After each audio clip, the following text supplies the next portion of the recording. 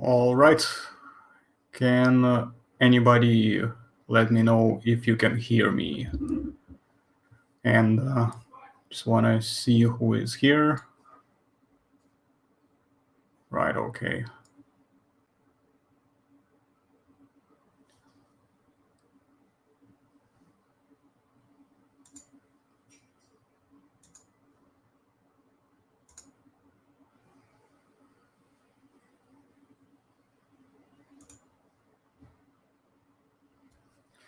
I think some people haven't yet jumped in, so that's okay.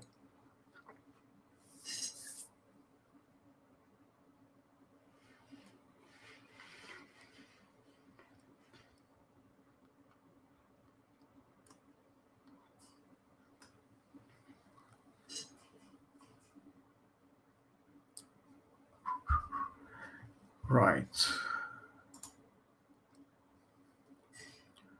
Right, okay, first one in, that's cool.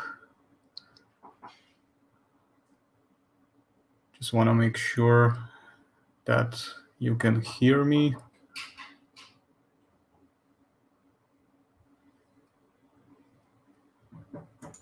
Can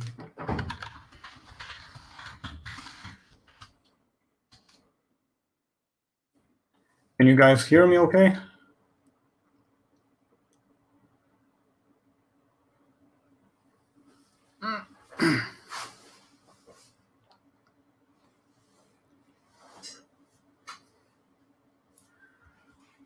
Right, hang on a sec.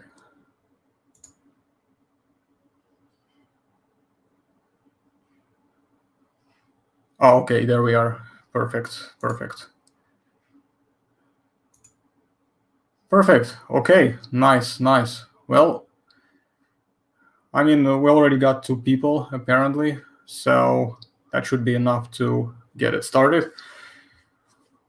Well, what can I say? Christmas time it is, guys. So those who just joined, Merry Christmas.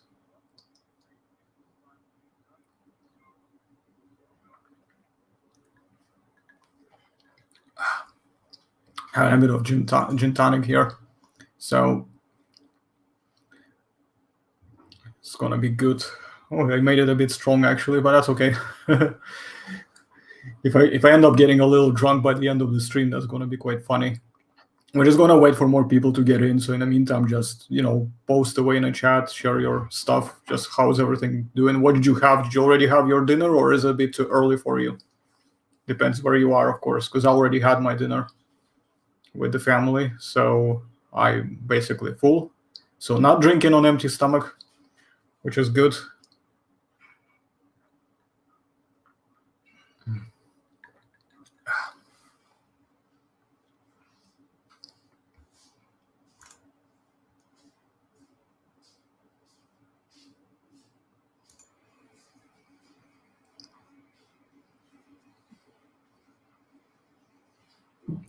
Okay, so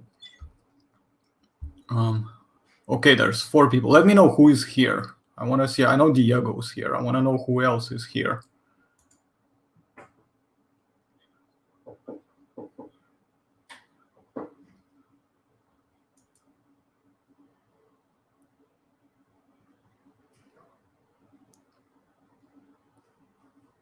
Oh yeah, what's up, Chris? Yes, we need you here definitely. We're gonna wait for more people to jump in.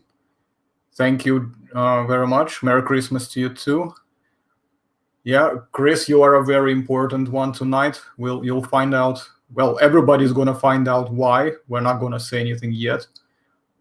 But we definitely need you. So you're definitely gonna be an important person today. And we are also waiting for a few others.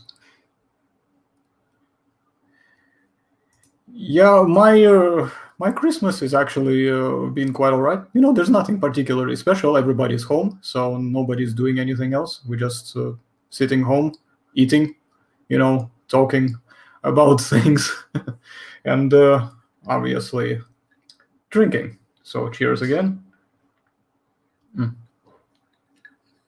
It's like 8:05 right now, so we are already way into the evening today. So we got our dinner, we've got all of these things done. We ate the dessert, so it's already been way past the main part, more or less. So everybody's just doing their own things now. So just trying to understand what's going on with the. I think it's just taking time to synchronize. Okay, never mind. I'll just do it from here. Right. So in the meantime, I'm just trying to get to see how many more people are going to jump in.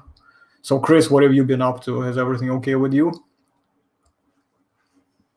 Is anybody, by the way, from those who are here going to be playing the Snowballs game in the link?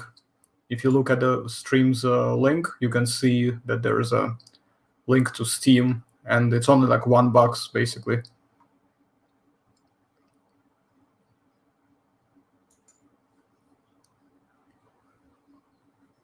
So if you have like a PC with a Steam on it, you can download the game, and then later on, when more people get in here, and if we get someone else to join the actual stream as well, to play as well at the same time, we can actually just play a game of Snowballs maybe for a few minutes just to mess around a little bit.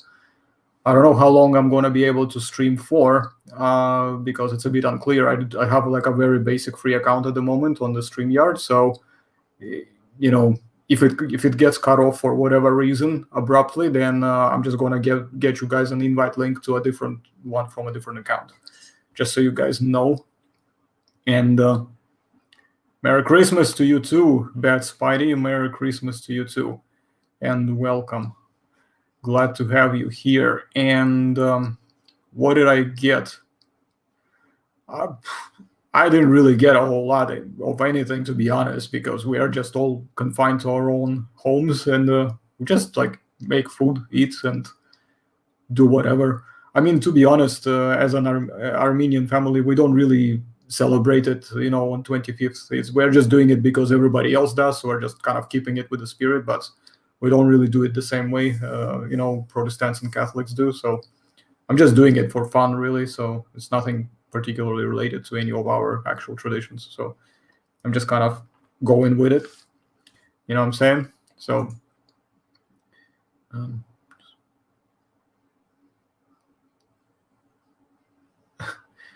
waiting to finish for everyone wrapping the last presents. Yeah.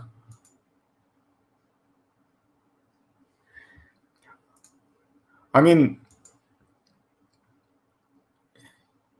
it might take a little bit for some people to get in because obviously it could be a bit early for a few, but I just wanted it to be not too late at the same time, because if I went later, that would just I would just be completely dead, as Arnold Schwarzenegger says, dead tired, So we don't want that. I actually want to check right now to see if the games have discounts on Christmas Day. Just want to see what's going on. I haven't checked today yet, so I'm just curious. So we can get that Sea of Thieves with the pirates and stuff like that. I really want to get it. Not today, obviously. I mean, I'm just saying, like, if it's something that we're going to do for future, that would just be so much fun. It's such an awesome game by the looks of it. So let's have a look. What they're offering. Well, what do you know? It's 50% off today, by the way, on Steam. And I don't know if the offer is gonna stay until I don't know how long. It says, okay, so it offer ends on 5th of January. So it used to be, according at least on my British currency, it was £35, which is quite a lot for a game. And now it's $17.49. So that's brilliant. That's what we want.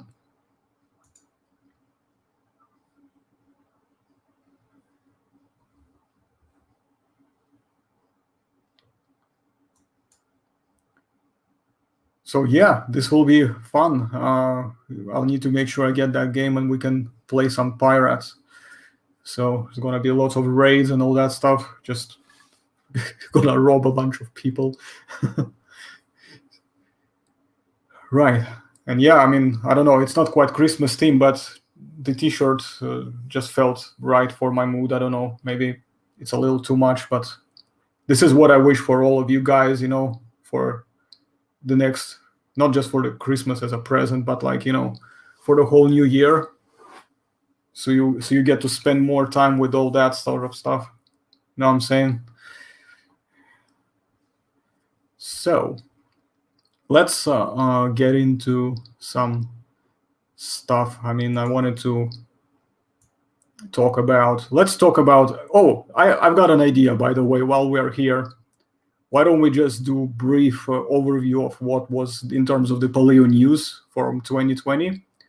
I personally handpicked a few things, and I even made like slides and all that stuff, so we can go over them and just briefly point them out and just talk them over. I didn't include any details, but I'll show you in a second what I mean.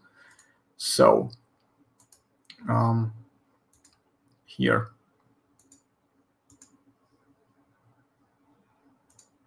Right, you can see that, right? So basically, dueling dinos, as you know, this year got finally acquired by North Carolina Museum, I believe. So that means we're going to have a lot of stuff getting collected from it in terms of the data and publishing. That will be amazing. It's probably one of my number one sort of news of the whole year, to be honest, because this is one that everybody has been wanting for like decades, probably. So I think this is the biggest one. So I kind of started with the biggest one. And on the left-hand side as well, we have this, not going to try to pronounce the name, but it's a Lumbiosaurin from, I believe it's from Africa. So we have like a first African Lumbiosaurin known, although it's very fragmentary, as you can see, it's just small pieces, but that's a start. So good on that. I'm really happy with that. I love Lumbiosaurins as well. So let's see what's next. So over here,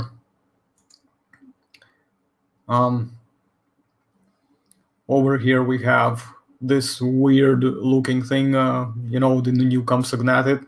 I think it's a Compsognatid. And it's like, it's got lots of weird integumentary structures. So as usual, dinosaurs just continue being weird, which is cool, awesome. And of course, a Tyrannosaurid, Thanatoteristis degrutorum. So we got that one as well, formed up the Splitosaurini clade. So that's all hunky-dory. Let's see if that's better. Yeah, there we go. So what's next on the menu for 2020 in paleo? Yep, those ones. Now, I don't know the name of the one on the left. I don't believe I found it anywhere. And I'm not sure if it's this. It's definitely a different fossil, because we do have an oviraptor, I believe, already, which has a similar type of fossil. But this one, as you can see, the white elements are the ones that are preserved. So that means that it's probably not an oviraptor. It's just an oviraptorid of some kind from Asia. And on the right-hand side, it's a two-digit or two-fingered oviraptorid, which is quite cool. So there is that as well. Oh, Merry Christmas to you too, Brandon. Welcome. Glad to see you here. So let's continue. What's the next bit? Yeah, the new species of Dinosuchus has been described. Dinosuchus Schwimmery or Schwimmery, whatever. Schwimmery. I'm really bad with the proper, well, not proper, but I would say Anglophile and English pronunciations of these names. I'm okay with Latin, but based on what I can understand, at least. So, and of course, we got the new theropod from Portugal. So any Portuguese people watching this, you got a new dinosaur over there as well, popped up. So that's all good.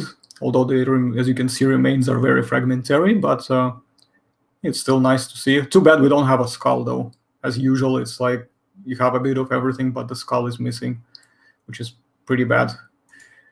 But we'll see. Maybe some other time we'll find something else. Now, what else is next here? So we got the stomach content for Borealopelta, which has been discovered a while back already, but it's one of those really cool things that to find is when you have a very good preservation. Sometimes you can find some things inside. So we got the stomach content, and the reason why I included the one on the right is because I don't believe we really have covered much about the dinosaurs and just prehistoric animals from Switzerland. And I got a lot of love for Switzerland personally. It's like a personal thing of mine. So I wanted to include one of these things as well. So we got a late Triassic sauropod form from Switzerland. And I believe there was some other sauropod material from it as well. So that's all good. Now let's go into the next slide. And right here, we got, I'm probably going to zoom in a little bit. So over here we have Stellosaurus, which I believe was once Rubiosaurus. Now it's basically a new taxon, which is awesome. And yeah, this is basically another addition to the ever-growing library of North American dinosaurs. And of course, both pieces here that you can see are wonderfully made by Andrei Atuchin, an artist from Russia, whom I am a big fan of personally. He's my favorite modern-day paleo artist, full stop. Hey, what's happening? Yeah, I was waiting for you. Welcome. Okay, since there's more of us here, so let's do another cheers. Merry Christmas. This is my gin tonic. Those of you who are already 18 or 21 plus, you better have some drinks as well. Yeah, no worries, no worries. You can pop in and out whenever. It's fine. We're gonna wait maybe for more people to come in, and if somebody can, we can maybe get like at least 3 people, if it's possible, 3 or 4 people, and play snowballs on Steam, and we're gonna be streaming it here as well. So it's gonna be fun to watch, I hope, if we're gonna get enough people to play the game itself. If not, then it's whatever. Hey, John, how are you? Welcome. Not much going on here in Virginia except watch the leaves fall and wait for the rain to dry as it turns cold. Yeah, it's not much going on here either, to be honest, mate. Over here, it's just same usual stuff. Ate a lot of food, so I'm not drinking on empty stomach, so that's good stuff. We're just going through some paleontology news, basically. Just, reviewing what we discovered in 2020, some of my personal sort of notable pieces, so feel free to join the mini slideshow. So yeah, this one here on the right is the Alaskan juvenile dromaeosaurid, not yet known. And basically we also did a video, by the way, on this discovery, and we did a video on Alaskan dinosaurs in general. And yes, I decided to include this phrase here that Prince Creek was not cold, okay? So people need to stop drawing dinosaurs with fuzz just because they think it was cold. It wasn't cold, okay? So let's just drop that trope, please. Next slide. Next slide here. It's a full slide dedicated to Spinosaurus revision. As you can see, different things went down. So first it was very upward with an Allosauroid kind of skull. I used to have figurines of these kind of Spinosaurus back in the days. Then in 2014, of course, they skipped the stage where in like early 2000s, it was just like a baryonyx, but with a sail and very big and bulky.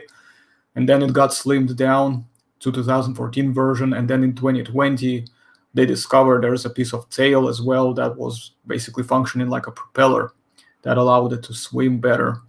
So yeah, we got some interesting stuff with Spinosaurus.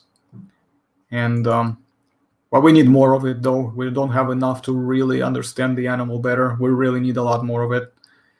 So next here is we have the new Chasmosaurians, and the particular ones that I'm talking about are highlighted in the colors. So they're also allocated, as you can see, their time period, chronology. We have one that is unnamed yet, which I'm curious about what it is, because the frill design, the shield or a frill, whatever you want to call it, that's just looks really cool. It's kind of rectangular with a bit of a puzzle keyhole in it. So that's quite cool. And yeah, so more and more dinosaurs in North American lineage and library is just piling up, which is great stuff. We just need more of it going on other places too, but I'll take what I can get. So happy with that. Now, the next bit right here, we got a new Lambeosaurin, unnamed yet, but it's basically from Europe, which is great because in Europe they survived longer. So while in North America they were extinct at a certain period of time, they haven't gone all the way to the end of the age of dinosaurs. In Eurasia they have, apparently, which is quite interesting kind of flip on the side of this coin. And we have this Dinobellator from New Mexico, which also lived at the very end of the Cretaceous, roughly, about maybe the same time as Tyrannosaurus Rex, give or take. And it's got, I believe I don't know if it's a Velociraptor or not, but it's definitely a Dromaeosaurid. It's a relative of Velociraptor, but I don't know how close of a relative. I'm not sure.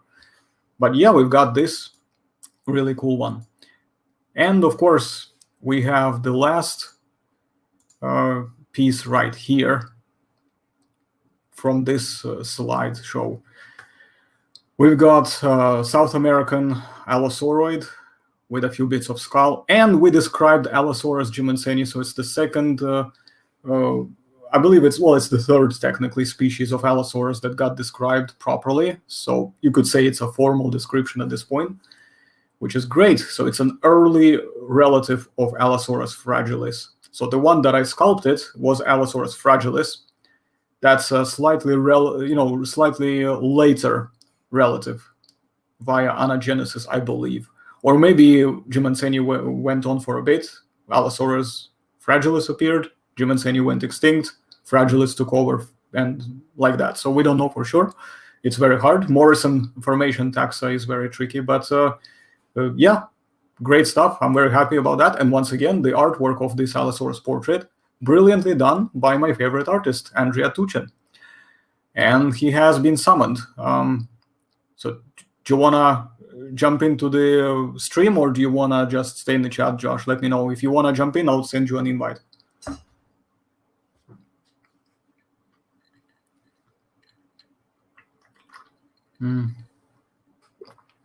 How do you join? Okay, hang on a second. I'll send you an invite link, and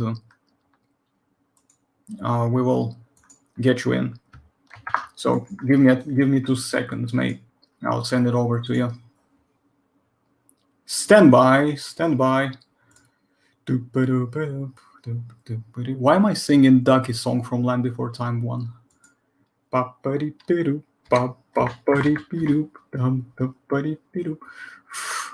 Right, so here you are.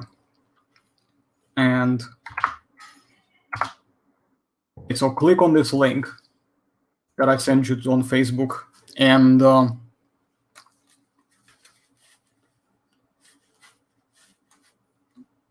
we should be able to get you in. So once you click on it, I'll just have to add you to the stream.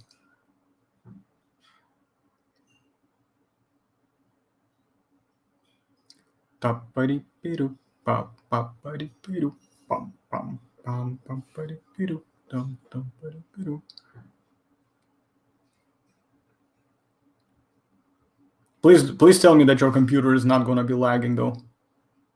We really need you to not be lagging. I'm sorry, I'm teasing. I always tease you about your PC or laptop or whatever it is you're using. Right, I'll wait for you to get in through the link, and I'm going to grab my sword. Just a second. No, don't worry, it's not for what you think.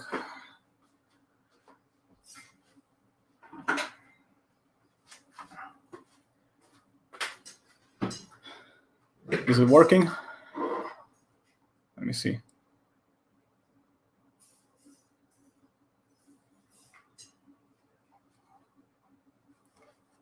Just trying to understand, is it actually working or not? All right, let's, well, this is the last slide, so I'm going to stop the screen share for the moment. We're just going to wait for Josh to jump in. Yep, yeah, here he is. Here he is. Okay, hold on a sec. For Josh to jump in. Did it work? Yes, it worked, but I think I can hear myself. Yep, yeah, here he is. Here he is. Okay, hold on a sec. For Josh to jump in. There I am. I think I can. Hey, howdy. Yeah, here he is. Here he is. Okay, hold on. For Josh to jump in. Okay, I muted one. Right, can you hear me now? You can. Cool. Oh, awesome. Nice to see you. Dude, first things first. Merry Christmas. Merry Christmas. I got my key. That's okay. It's too early for you anyway, because Look at all this. Something. I clearly just woke up from a very busy Christmas Eve. Yeah, you guys had probably a good one. We decided to just leave everything for today. I just ate my dinner, I ate my dessert, and so yeah, basically now I'm drinking. So we just went through like a whole slideshow of stuff that I just picked out from 2020 Paleo Discovery. So when people are gonna be jumping in, we're gonna be like have something to show off. So do you have anything else to tell us? Maybe something fun, maybe a story or anything? I'm trying to look for a hat because I'm not happy with my hair situation. Yeah, I'll look for a hat. I got this cool Lex hat signed by Ariana Richardson, but I'm not going to wear that. Those guys who don't know, Ariana Richards is the actress who played Lex Murphy from Jurassic Park. She is. I'm going to wear my pirate hat because it's just been a hot second. There we go. All right. Yeah, I'm happy with that. That's good. I'm happy with that. Very good. So how's it going? How the holidays so far? It's like you guys had almost like a full day of Christmas over there, huh? Yeah, it's 8:30 already, so we've already had a dinner. We've basically just been pretty much doing our own things all day, just usual stuff, because everything is kind of shut, so pretty much. We're just finding like reasons to stick around, with like, I mean, dude, I'm just usually, working as always, painting dinosaurs, trying to get some orders done as well so I can ship them out, so I can start something new as well, because it's just not giving me enough time to work on new projects. So I really need to like hurry this up a little bit. I hear that. So much stuff to plan. Yeah, no, I mean, like, how many skin charts do I have in progress that haven't even seen the light of day? Have you actually like been touching them up, or have you like left them alone for a long time before you could get back to them? The Carnotaurus chart is getting a huge upgrade. Actually, I just submitted it to Jason and Jeffrey for review, and I made this for a party years ago. Now it's just gonna bug me the entire time.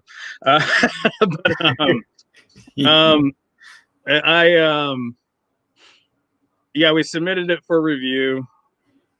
They gave me a new paper to review to update the chart. So now I got to go over that paper. So far everything looks pretty kosher. I think that's the biggest chart. I'm starting finally on the ornithomimid chart. I think I started on it at the beginning of this year, and then everything just went crazy. So it just fell on the wayside. But yeah, it's been an eventful couple of months. My cat's here. I don't know if anybody knows that. Let's see if we can say hello. Hey, buddy, you want to be famous? I know. Say hi. No? Okay. Look at that face. Look at that face. It's like, why are you doing this to me? Because if I gotta do it, you gotta do it, buddy. There you go. Okay, you're free. You're free. Wow. That was a free cat cameo there. Yeah. I'm definitely, you know what, whenever I get around to it, if I get myself a pet, and if it's going to be a cat, I really like those, completely bald Sphinx ones. I don't know. They're so hilarious. I've interacted with them so many times, and they're so hilarious as well. They're really like they have so much personality. These cats. Yeah, no, Sphinx cats are. The only thing is you got to keep them warm because naturally they're supposed to have fur. So you'll find fun little like Sphinx sweaters you could put on the Sphinx. So it's pretty. Yeah, there's a reason why it's called Egyptian Sphinx, because they like their warmth. So yeah, it definitely is gonna be like over here at this time roughly. You'll be like with the heating on non-stop at home. Yeah. And yeah, no outside walks, nothing like that. So keep it in all the time. Pretty much. And then I'm trying to read I have you streaming here, and then I have another computer with the comments. So I'm trying to read the comments while I stream with you here. Yeah, no problem. If you need to like turn away to read stuff, it's fine, because I'm kind of keeping an eye on different places as well, because I've got a stand with a phone here as well. So I'm keeping an eye on the if there's something, somebody needs to message an invite, so I can just quickly drop it in or whatever. Yeah, but cool. We have a few. This might turn into a Q&A session. It's kind of fun. I don't mind. I think it's fine. We'll just do whatever with it, to be honest. I'm just basically streaming as long as I can. Depends, because I don't know how much limit I have on the free account on StreamYard. It could be up to 4 hours. It could be less. So I have absolutely no clue. We'll find out. We'll find out, yeah. So if it gets cut off, I'll just send another invite to a different account, because I've done like multiple accounts just in case, because I'm a cheeky git. So, but let me see here, Mr. Vigilant. I don't know who. I know who some of these guys are. Apologies if I don't know too many of you guys. His name is Chris. He's one of my very loyal subscribers, and I would say warriors, actually. So he's been okay, cool. So we have a loyalist. So he mentions, are we going to knowledge? I want to say he wanted to say acknowledge that Joshua has a weird head. I do. That's my morning head. I'm an alien. On what seems to be his bed in the background. That is a bed. I think he's talking about the other head, not your head. Oh, wait, that head? Wait, this one? The other side. Yeah, the one. Yeah, there we go. That one. That one, yeah. That head. Okay, so, and yeah, but I do have a weird head. This is, I don't know if you guys saw this. We have it for exhibit. This is Jeff Goldblum's head cap. Oh, I have like a museum going on here. So this is the King of Chaos himself. That's Jeff Goldblum's head. Oh, nice. Wow. So we put this on exhibit when we do our shows for the museum. It's quite fun. People get a kick out of just seeing Jeff in all of his glory. Of course. And then I met Jeff once or twice at some movie events. I bumped into him at a zoo. Funny enough, we just said hi, and then we just looked at the gorillas. This is his face. Yeah. So this is genuine Jeff. Looks like a very normal human being face to me when you look at it at that point. All right, let me put him back there. How long ago was it, by the way? How long ago? For which story? the one when you bumped into Jeff Goldblum. Oh, at the zoo? Oh, that was I want to say that was 2018. It was very recently. Mm-hmm. So and he was with his family too. So we didn't do the usual fangirl stuff because I work with so many celebrities, people forget celebrities are people. Yeah. So he was with I believe it was his wife, his kids. The last thing I want to be is a man that's disrupting somebody from their family. So we just kind of we kind of did an acknowledging nod, and then we just kind of I just treated them like a human being. That's the best thing you can do for celebrities, is just treat them like human beings, not like celebrities or TMZ. You know what I do? I treat people the way they treat me. If they treat me like a human being, I'll treat them even better. If they treat me like trash, well, God help them. And then let me see here. I will unleash this. So let me see here. John 42 says talkative little furball. Oh, he was talking about my cat. Yes. Yeah. Furball, yeah. Let me see here.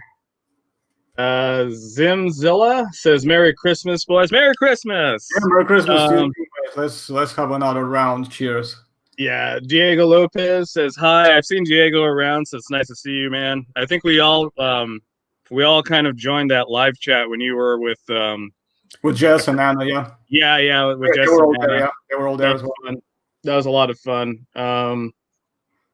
Mr. Vigilant says it makes sense to me. It does make sense. It makes sense. Everything makes sense. And Disney Senior says, I like your hat. Thank you. It's not a public hat. It's more of an event hat. It just so happened to be right there next to my heads. Right. So there we go. So, all right. But I think I saw you brought a sword out, right? What was that I saw? It's like this is a very interesting thing. It's a replica of the ring-wraith sword from Lord of the Rings. Cool. The funny thing is, I've had it since college days, which I'm talking like, if I'm 36 now, I was probably about 20 or so years old when I had it. And the reason I got it is because a friend of mine from college lended it to me for a costume for Halloween, because we were doing a fancy dress party, whatever, at college. And he just left it at my house, and I never gave it back. And then he just didn't bother with it. Now I have it. So if he ever decides he wants to back, then he can always contact me. But it seems that he doesn't give a shit. so I just have it now. Since I cannot afford a real sword yet, because I do want to commission myself a custom-made, forged, hand-forged, proper carbon steel sword, historically made and everything. But that's like, we're talking at least $2,000 to make a good sword. Yeah, well, here, let me see if I could dig this out of the storage real fast. I got a bunch of swords back here. You want? Okay, let's have a look. Yeah, leave. Let me see here. Can I get it? It's buried back there. I think I can reach it.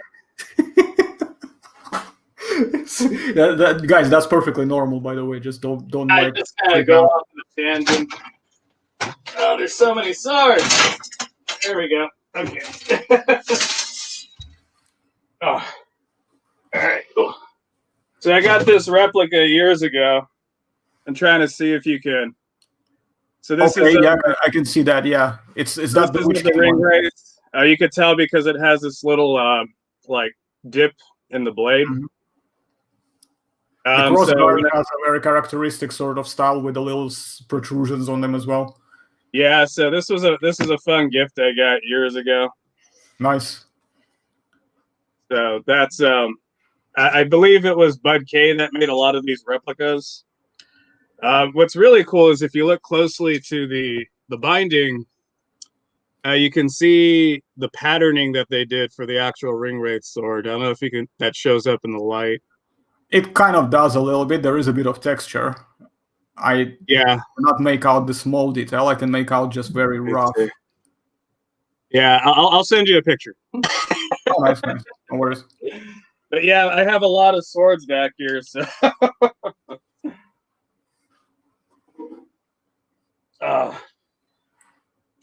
The only thing that I have is okay. So let me see.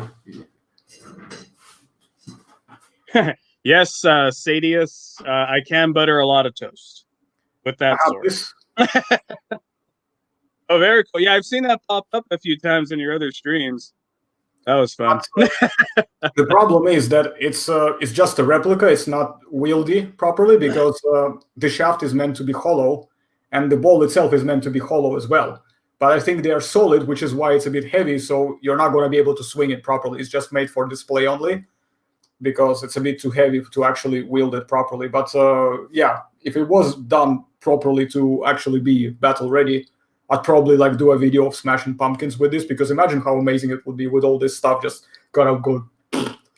Is it solid metal? Yeah, that's the thing. It's solid metal mostly. Oh, cool. But it shouldn't be. It shouldn't be. It should be actually hollow inside. It might be better to smash pumpkins with that, because I've had a few maces that were a hollow shaft, And I've taken a few blunt weapons courses, I guess you could defer them as. And the mace that I had at the time, we just bought it and we just started dicking around with it at our fight club. And it snapped off because the bead weld on it, I guess, wasn't right. But we kind of looked at it like, oh, well, maybe we got to get like a solid, like full solid piece of something to make sure that it can actually hit something and not snap, because it like the balls completely snapped off from the shaft. We were actually surprised because we weren't even swinging it that hard. We were like, oh, maybe this is supposed to be a solid piece of metal. I don't know. Yeah, it depends on the quality of craftsmanship, because a lot of times, remember that if you look from just the very basic sort of mainstream places, a lot of times they don't craft them very well. They're meant to just be for display or whatever, just for showing off or stage, stuff like that, but they're not meant to be properly used for their purpose. So, but no, hollow shafts are perfectly common in the historically made maces, and they're perfectly durable, but it's about how they craft them, and that's the thing that you need to always bear in mind. Because if you basically forge them properly, they won't just snap out of the blue, because they could smash guys with freaking armor on and they would be fine. I mean, not the guys, the weapons. I mean, and guys, I don't know. Let me see here. Mr. Disney says he has to go, so thanks for dropping by, Mr. Disney. Merry Christmas. Thanks for dropping by. I wrote him a message there, but if he's not here anymore, he'll come back and check it out again, I'm sure. Yeah. Mr. Vigilant says no Sword of Grayskull. I know, right? That should be the one. I do have the Sword of Conan. Let me see if I can get that real fast. Hold on.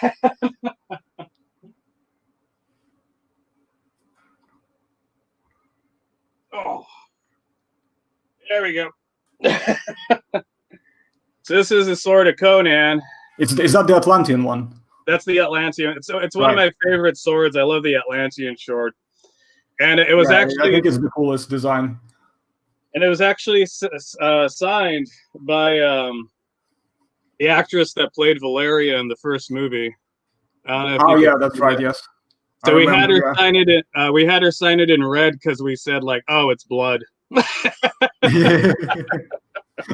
So I have yet to meet Arnold. When I do, I'll probably try to have him sign the other side, and then it'll be a complete movie display. I don't do anything with this sword since it was signed, though. It just kind of sits in a nice little collection. Is there any way you can seal off the autograph so it doesn't get rubbed off or anything like that? Like maybe like spray something like a varnish on top, or that will not do anything bad to the sword itself. Oh wait, did you freeze? Oh no. Okay. It works. Okay, I didn't hear anything you asked me. Right. No, thank goodness you're still here. Okay, I was asking, like, is there any way you can seal it, with something so it doesn't, get rubbed off or anything like that? Uh-oh. Are you there? Yeah, I think you're lagging. Okay. All right, try it one more time. It might be cursed. The sword might be cursed. I don't know. Yeah, I think the sword is cursed. That's what I'm thinking as well. You should not have pulled it out yet. Too early. I know. I'm sorry. I gotta put it away, guys. I'm sorry.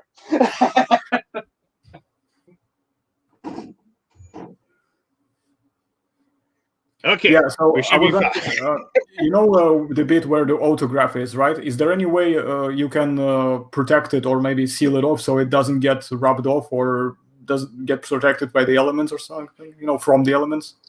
I mean, the hard thing about sword keeping is people don't know this. I didn't know this when I first started collecting and doing weapons training. Is you got to oil the sword because the metal will actually start oxidizing and it'll start rusting. So because of the signature, if you start oiling that area too much, it'll start wiping away the actual autograph. So what we do is we keep it at very low to no humidity type atmosphere, so that way there's no water in the air to kind of collect on the sword and oxidize it. And we kind of just keep it what I like to call a dry. We like to do a dry preservation, so we make sure it's not near any light, any humidity, any water sources, and that kind of keeps the autograph preserved well enough because it's with a Sharpie. So hopefully it lasts long. Yeah. Then the only other thing I could do is kind of make a display box, an acrylic display box, which I haven't had the chance to do, and put the sword in the display box with the acrylic, and that'll actually like air seal it, so it shouldn't oxidize in there either. Yeah, swords do need a good maintenance, and whenever I get around, whenever that's going to happen, if ever at all, if I get myself a sword, I will have to obviously get it a scabbard as well, so I can also wear it if I wanted to, and I can also, get a set of oil. So when you oil it up for the maintenance, and then you just put it back in a sheath so that it kind of spreads it evenly and stuff. Because the sheath, what is good about it is that it can keep the oil very fresh. So it means that every time you take it out and put it back in, it's always going to have the fresh bit of oil in it, so you can kind of make it last longer. Hello for the newcomers. So Merry Christmas as well to you. Oh, who do we have here? Tyrant's Domain. Hi, say someone just shouted "Crumb" in the chat. So yes, by Crumb, the Riddle of Steel from Crumb. Let me see here. It's like making a tank replica that can't be operated. I don't know what that's in reference to, but that's a good and interesting note. Take care and see you next time. Oh, he's talking to Disney Senior, so Disney Senior left. Okay. Yeah, because he needed to let me see here. I was only here for a little bit. Oh, Sadicus said again. It's not unusual for Dino fans to be so peacefully violent. So, funny enough, I'm actually a very passive guy. I think when we first interviewed years ago, I think in 2017, because I'm very, I guess I read as very abrasive in chat. And I remember when we first interviewed Arson, you were surprised that I was more articulated and I wasn't as, I don't know, like just brouhaha when we started chatting about science. So I guess it's something that, like, it's a certain demeanor that I guess I put off until you start talking to me in person, and then you're like, oh, he's a very level-headed guy. A lot of anger control, and a lot of, I want to say weapons training does a lot for anger. We got an incoming another person here adding to the stream. Cool. Who is it? That's Jeffrey. Hi, Jeffrey. Hey, Jeffrey. Hey, how's it going? Merry Christmas. You actually have a Santa hat. I was looking for my Santa hats. I couldn't find one. Yeah. Your hat looks cooler anyway. I mean, yeah, I think I got a Grinch. But yours is just cooler. So. I think I got a Grinch scarf though. Let me grab that real fast. Yeah, Josh we were just doing like before you guys arrived, we were doing a paleo recap of 2020 of my favorite, discoveries and things like that. Then we got Josh in, talked about swords. He showed off some of his sword pieces. Then I think Conan's sword was cursed, so we decided to take it away because it was making the stream lag. And then you arrived. There we go. Well, I mean, not sure if it fits, but that's my T-shirt. But I'll just leave that here, right?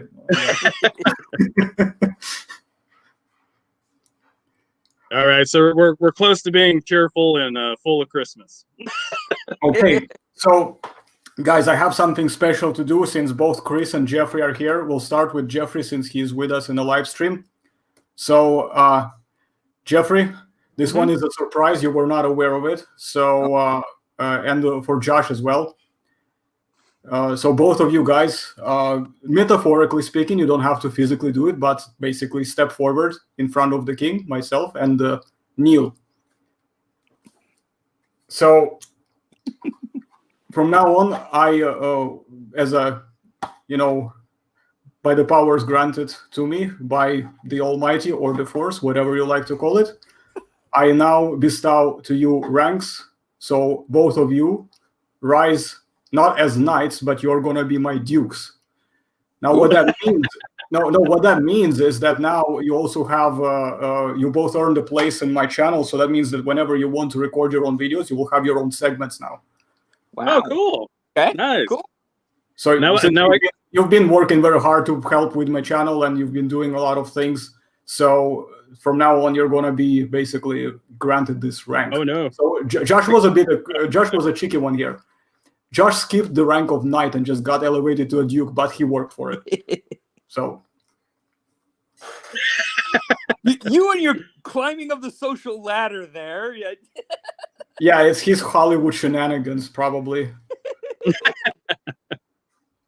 I've learned how to. I played Nintendo as a kid, so I learned how to get to those warp levels really fast. Yeah. He breaks the games basically. That's what he does. He just comes up with this really cheater combo, and just spams it. All right. So next one we have Mr. Vigilant. Chris, step forward and kneel before your king. Okay, so now that you've done that, I presume, by the power granted to me by the Almighty and the Force, or whatever it is you believe in, you are now going to rise as the Knight of House Rex. So we're going to bestow a title of a moderator for you. And now you get to use your power. So let's see where we get to do that. We'll do that later on. I'll set this up later. So you're going to become a moderator on my Discord, and I'll make you a moderator on the channel as well, whenever I figure out how to do it. So there we go. Congratulations. We've got some promotions, guys. Lots of things to celebrate this time around. Great. I'm going to have to figure out how to abuse this for all it's worth. Well, you're already a moderator, and you were a knight on my server anyway, Jeffrey. So now you've been promoted to a duke, and so it means that now, with all of this in mind, you not only can do a moderator thing, but you can also basically, if you feel like you want to film a video, you can send it to me, and I can just upload it, and you can just do your thing. Just be like, hey, welcome to AKRX channel. My name is Jeffrey, blah blah blah, and we're gonna talk about, and you talk about whatever it is you want to talk about. Okay. So, and then we can upload it, and of course, we'll plug you in with all the details where we can find you, like your museum where you work and all that stuff, to give that a very nice promotion so that more people get to find out about the place. And cool. Yeah, just do all this hunky-dory stuff just to make sure that we grow, be as big as we can. Cool. Well, I'll have to, I don't know, set up some sort of a rant segment or something. The next time I'm set off, turn on my phone and just... Yeah, no, literally, you can just do like a sort of selfie, or you can, what else you can do? You can just go in your garage or inside your car and just do like a car video. Just like, welcome to the car video, with a clap. Yeah, right. Like, I'm going to the Texaco, guys. Enjoy this adventure. All right. Well, you mean, are you going right now, or you are just... Oh, no. I was talking about a hypothetical with Jeffrey. Oh, okay. I thought Josh was for real. Like I'm going to Mexico, guys. You have a good one. Sorry. Okay. That was random. No, I'll have to do that's how I roll, guys. I just show up and do things. I'll have to do something like a that what is it? That celebrity sing along in cars or something like that. I'll have to get Jim Kirkland or something, and we'll drive somewhere and sing to They Might Be Giants. I am a paleontologist at the top of our lungs. That's who I am. That's who I am. That's who I am. Starting to lag. Jeffrey is overwhelming the stream with energy. That's why it's lagging a little bit. There we go. Right. Yeah, it's kind of up and down. Sometimes it's okay, sometimes it lags, and I cannot predict it, unfortunately. It's just the way internet is, unfortunately. So sorry if it's lagging, guys. I mean, it's just how it is. We just have to deal with it, I guess. Yeah. Well, I just wanted to jump on really quick and wish you gents a Merry Christmas. I'm just visiting folk right now, so I don't have my usual tools and everything. So you mean like yourself with the family, the kids, and everyone went to your parent? Okay, cool, nice. Yeah. Regular Well, stuff. you've got your promotion, so you've got everything that was planned. I'm glad that I managed to get that one done as well, because I was a little bit nervous that you were gonna skip it because I wasn't sure if you were gonna make it, but I'm glad you did. Well, it was So a that little was bit done. iffy there because of the technical stuff, but You will make up for it later on, when the whole thing starts going down, because it's all right now. It's just titles, whatever. But once the real stuff starts happening, that's when people are gonna see the real difference.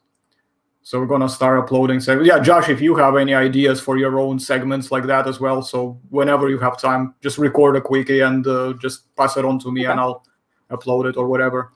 And with all this about problems, I would love to stream. Sorry, and it's just the game hasn't been finished for the last 7 years.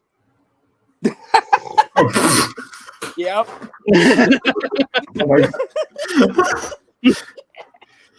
Hey, maybe in another 7 years. I don't know. Dude, what will we be in 7 years? I'm gonna be 40. Like I'm gonna be mid-40s, basically, roughly in 7 years. Some of you are probably gonna be in the 50s. Yeah, I'm not gonna names, but not Steam games. It's like, imagine being like 65 years old and be like, "Oh, the game's come out." Sorry. That's okay. Go ahead. Told you guys yet, but I am going to have a book coming out this spring. Nice. Oh, nice. What's it about? It's just about paleontology in general. It's a kid's book, so it's a little primer on what paleontology is, and then it's got a bunch of activities that you can do. So stuff like making gummy bugs in amber. You can make an origami dinosaur track. Just different things that kind of illustrate and give you a bit of a sampler of what paleontology is about. I even snuck ontogeny in there. So yeah, that's a true Christmas miracle. So ontogeny. Yes. Oh yeah, what's it called? The name. Somebody's asking in the chat. What's the name of the book? It's Little Leonardo Paleontology. It's part of a series put out by Gibbs Smith Publishing on different branches of science. And mine is kind of the first that's a bit of a hybrid. So some of the books in the series are just the primers. So like there's mathematics, there's science in general, and it's just kind of there to say, hey, this is how this field works. And then you've got others like Little Leonardo's Robotics, where it's just the activities and stuff you can do. But my book is the first one that has both of them in there. Nice. Very cool. Is Leonardo meant to reference Leonardo the Mummy? No, but now that you mentioned that, I really should have snuck that reference in there somehow. No, it's meant to reference Leonardo da Vinci, of course. But okay, man, yeah, I thought you meant Leonardo. Missed opportunity, I tell you. Yeah, I thought you meant Leonardo the Hadrosaur mummy. So I was like, oh, that's clever, but yeah.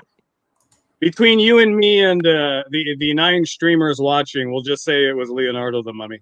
I should put that in your video. That's great.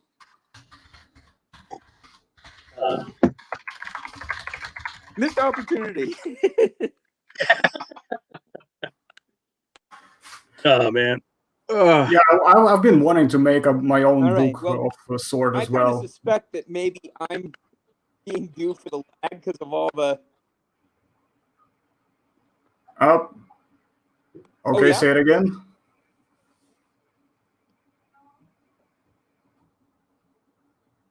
It's lagging. Jeff? Anyone there? Oh, well, I'm here. Are you? Okay. Okay, we're good. Yeah, I think we're good. Yeah. I'm catching up on the comments section. So yeah, connection's getting really bad. So I'm gonna pull out and see if that helps things. But good to see you guys. Merry Christmas to everyone on the chat too, and I'll catch you later. Yeah, feel free to just go Merry into the actual Christmas. chat as well. Okay, Oh, cool. he's gone. Yeah, that's fine. He can always jump into the the main chat anyway. So, yeah, it feels like SteamYard has a limited, I guess, limited bandwidth that you can, how many people you can stream at the same time. I guess it's not like. I think at the moment it allows about either 6 or something like that with my free account. I'm not sure, but I think it's not because of the limit. It's because of the connection itself. Because last time, for example, when it was with 3 of us, me, Anna, and Jess, we were just lucky we had a good connection. I remember, so we were doing okay. So maybe today, because you know what, because it's maybe Christmas as well, and everybody literally, especially here in UK, everybody's sitting home right now. Everybody's going to be on the internet because literally nobody's doing anything else. Everybody's going to be like on the internet. So it's just what it is. But yeah, no, it's okay. Yeah, that's true. But all right, I don't know what else we can talk about.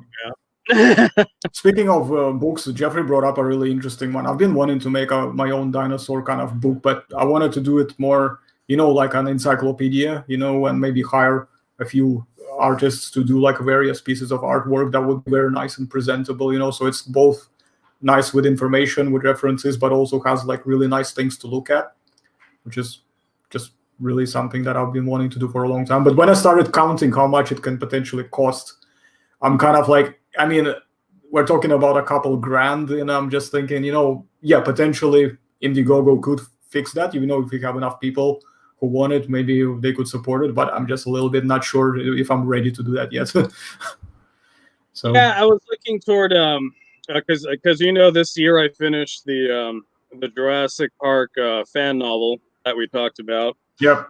And I was looking into what it would cost to do like a bindery, like a small publication run of that fanfic. And what I found out was people are actually publishing their own books through Amazon. So all you got to do is submit your book, and then Amazon takes care of all the printing fees. People just order it off Amazon. I don't know how the profit sharing works. And I was thinking about doing that because somebody else wrote a fanfic this year, and they actually put it up on Amazon for sale without getting Universal's licensing. And we all kind of sat back like, whoa, how long is Universal going to let this live? Yeah.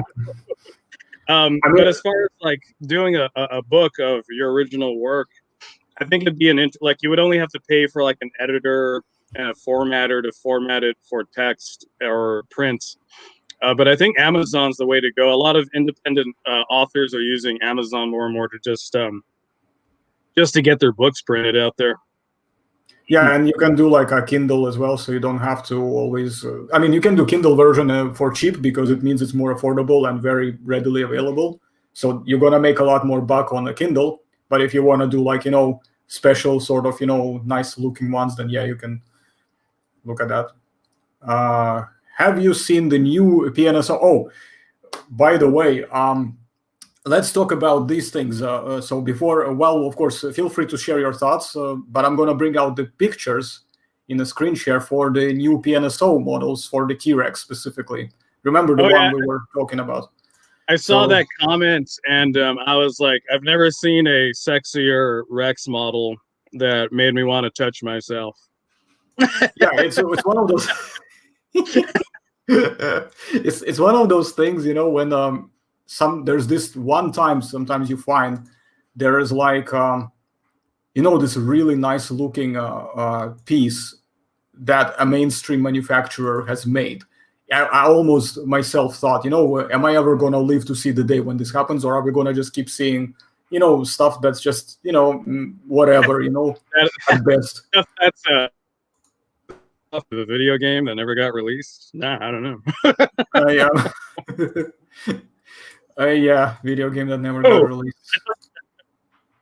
I mean, like, not to. We'll talk about Will. I do love how Wilson came out, but I will say that as someone that's been a part of some GoFundMe campaigns and indie and whatnot, I feel bad for those backers because like that was a whole GoFundMe campaign that got that video game theoretically launched, and we're just waiting now. Like what, like 5 years since the campaign succeeded, and they have like 2 playable characters. Most of the mechanics are like I've seen footage of the game in progress, and like you just feel bad for the backers at some point. You're just like, we don't know if you'll see it within your lifetime, guys, or you might just get it seems to be the curse of most indie games that they have a successful GoFundMe campaign and then they just kind of fall apart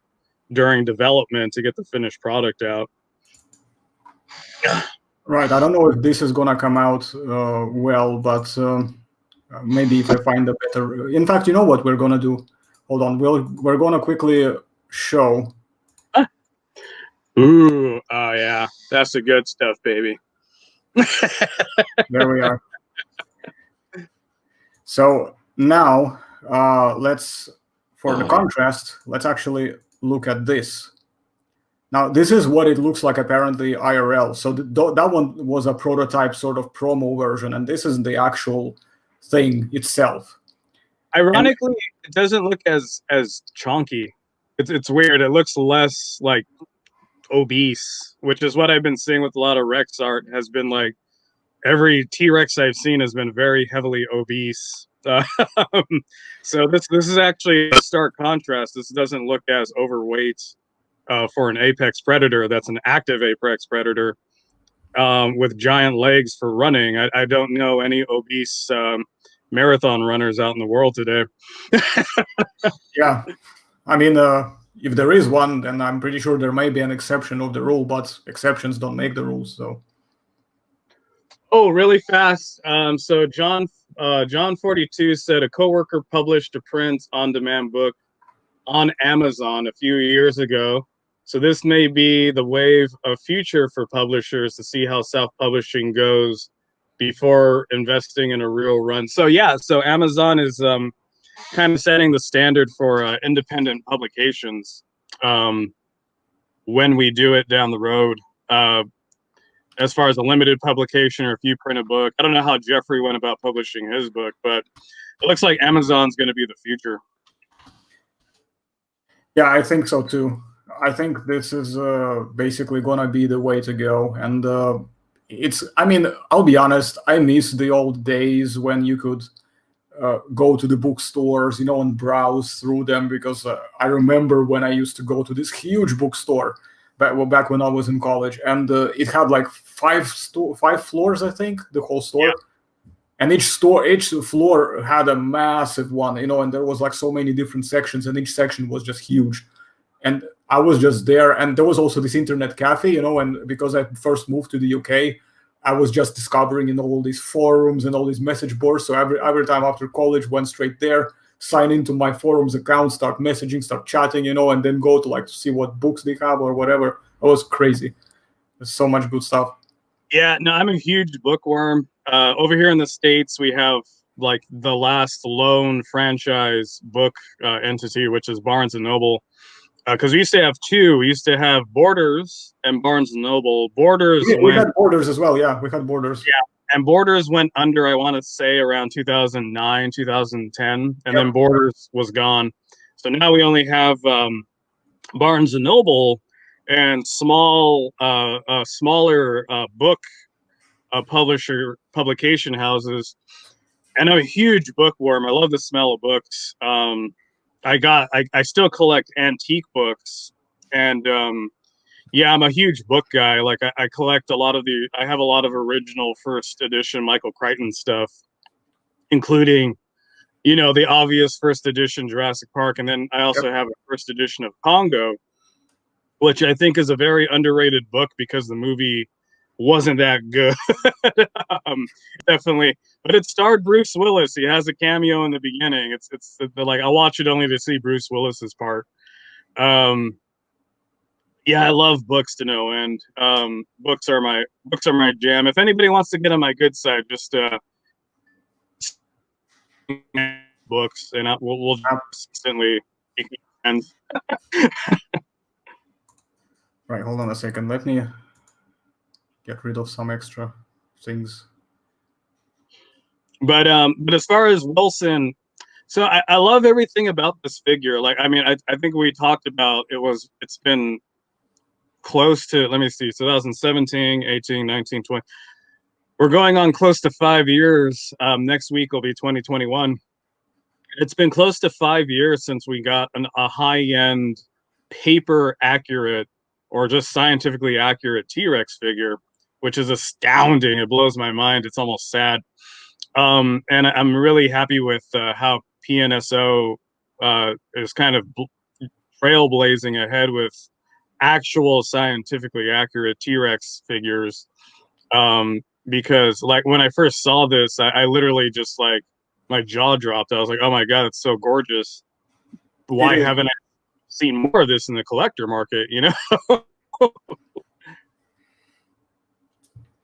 You know what else is interesting? Well, I mean, obviously, Diego mentioned here in the chat that why is it similar to Saurian's new Rex? It's the one that was made by, you know, one of their artists as like a concept sort of art render.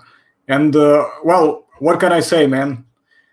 Poses, as far as I know, are not supposed to be like, you cannot just own poses, so... I mean, the question is, why is Saurian's new pose like Sue? Because when I first saw this rabbit hole endlessly. Yeah, because when I saw Pnso's, when I saw their Wilson, I didn't think about the furthest thing from my brain was Saurian. Actually, I thought about the stance, even right up to where the knee goes into the rib cage, and I'm like, oh, that's a classic Sue stance. Because I don't believe the American History Museum and their Rex, which is AMHN, which is supposed to be Wilson. I don't think this is the pose Wilson's is mounted as. Though feel free to fact check me on that. But yeah, I saw this and I was like, why is it looks like Sue? Even the skull is like 50 Shades of Sue mixed with a little bit of Harley. Because I even told you, like, the one thing that's also plaguing Rex art, along with obesity, is mind you, it's a pursuit it's a pursuit predator. Like, this thing had giant I think it has the longest legs of any large apex theropod, including Giganotosaurus. It's definitely taller at the hips than Giganotosaurus. Yeah, so I mean, this thing is all legs. I think the only theropod to beat it is Carnotaurus. And I'm like, why are these animals these are pursuit predators. They're pursuing herd animals. Like, every predator that I've seen that's pursued a herd animal isn't obese. Like, they got to be constantly running with a quadruped, mind you, which I'm sure they're not breaking, but it's like, no, when you have an animal that is a pursuit predator, they're not out of shape. Like, that's not how nature works. But the second thing that also making T-Rex art is a tooth shrinking. I love this model of Wilson, but even with the teeth on Wilson, they're smaller than the actual teeth of the American Museum's T-Rex skull. Like, those teeth are huge. I think people have been trying to shrink the teeth for other reasons, but one of the things I noticed on T-Rex art now is, like, did you shrink the teeth? And 90% of the art there is like, yeah, they shrunk the teeth. And I've talked to other paleo artists about, like, their Rex art, and I tell them, like, why'd you shrink the teeth? And then we go through all this rabbit hole about tooth slippage and stuff, and we debunk it correctly because there is no real tooth slippage in regards to Rex specimens.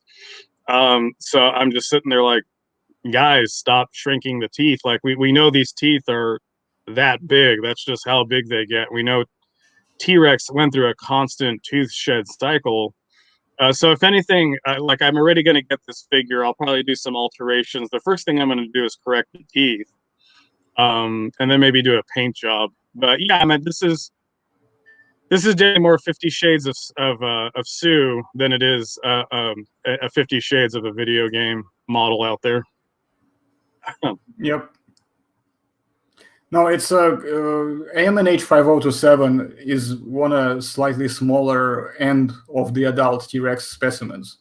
And the most fascinating thing about that specimen as well is that even being not on a larger spectrum, I believe in mass it still at least approaches or is even higher, according at least to one of the reconstructors who I interviewed before on my channel before from Spain.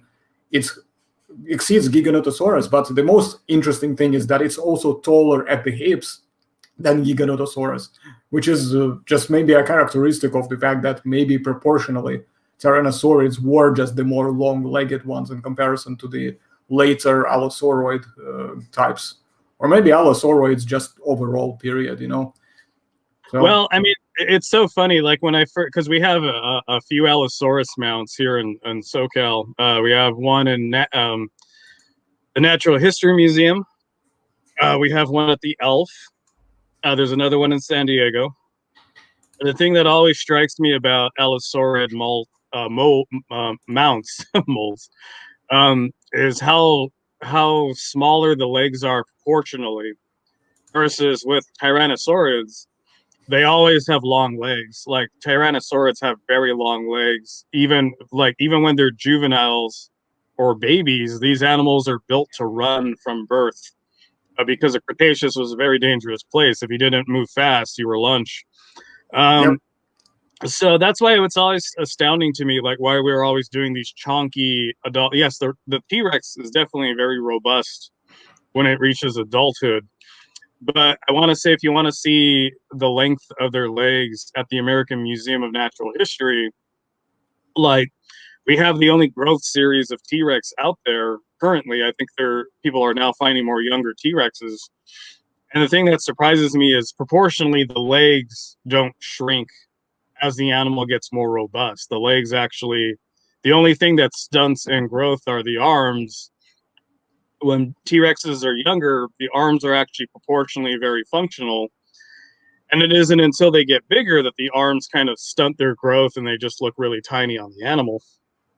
But no, man, these are running animals. Like, just ran and they pursued prey. They mounted prey items before they to pin them down and finish them off with those giant bone-crushing teeth. My scarf is fighting me.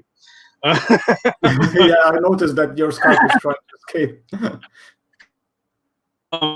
These were very active predators. That's why I'm always very, again, it's something about seeing an art trend versus seeing how nature functions. Nature's taught us active predators stay in shape because if they weren't in shape, they would starve and die.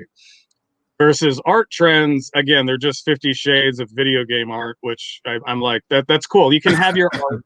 That's fine. You can like what you like. I like stuff that I like.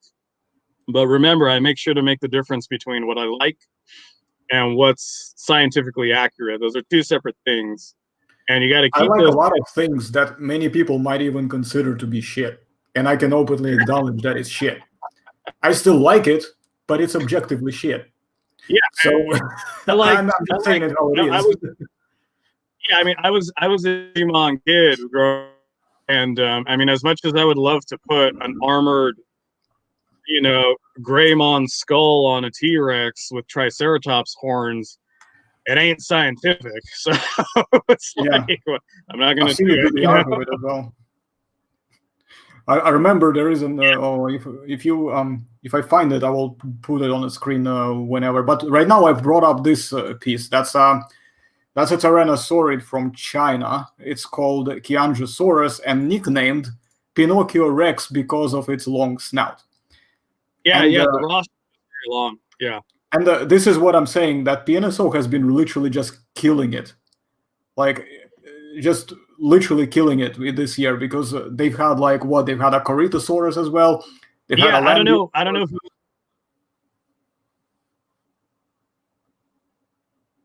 Yeah, I just Are want to we make sure. lagging? George, I don't know. Yeah, I'm trying to make sure Yeah, as I'm well. here. I'm here as well. Okay, cool. Yeah, so they have like Corritosaurus, Lambeosaurus, Sinoceratops, and they had like a bunch of other stuff. And I think they're still yet to announce more stuff. And this is just crazy. They've been absolutely killing it. Yeah, no, whoever their scientific advisor is, I mean, like, bravo to that guy. They need to keep that guy on continuously, because they're Pnso Tyrannosaurids, including Q and Wilson, are some of the best I've seen. In fact, this is the most scientific Q I've seen ever. Like, every Q I've seen, including on the magazine of Scientific American, they've had, speculative filamentation, which we don't have any evidence for. So this is the first paper accurate Q I've seen ever. Which this is a figure I also want to get. I think it's I don't think it's going to be released till 2021, but I might just start collecting all their Tyrannosaurids if they keep the trend with, like, these are really nice models. I'm actually fairly impressed. Like these guys are on the top of my figure companies to put out Tyrannosaurs, which I don't really have. But I mean, my standard is always like, well, how did you do your T-Rex, and did you read the papers? And obviously, these guys are reading the papers and are moving in the right direction, which is refreshing to 5 years later. It's refreshing to see. You know what else is really good? It's one thing when you have the right person advising, but it's also another good thing to compliment on whoever is in charge of the projects. They are actually choosing to listen to this, and they are choosing their material right. I think that's very important. If you don't have good leadership in any community when you are doing, this is the thing, you cannot just get people together and everybody's just doing their own thing. You have to have at least one leader who's gonna kick a bit of ass when necessary, who's also gonna reward you when appropriate, and just somebody who can keep things organized. If you can do that, you're very likely gonna get somewhere, and that's not even 100%. And and I want to do a shout out to Three Horn Gaming. He said hi earlier. He's a regular. I think we're all friends on Facebook, so I want to just say hi to him real fast. Jeffrey came back in, and he said, Hasbro weeps for the loss of income. You gonna get any of these fossil skeletons? Did they make fossil skeleton? I don't know.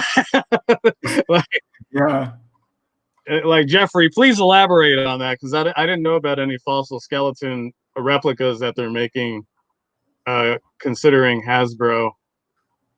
Yeah, now I'm just curious. I've never heard of any.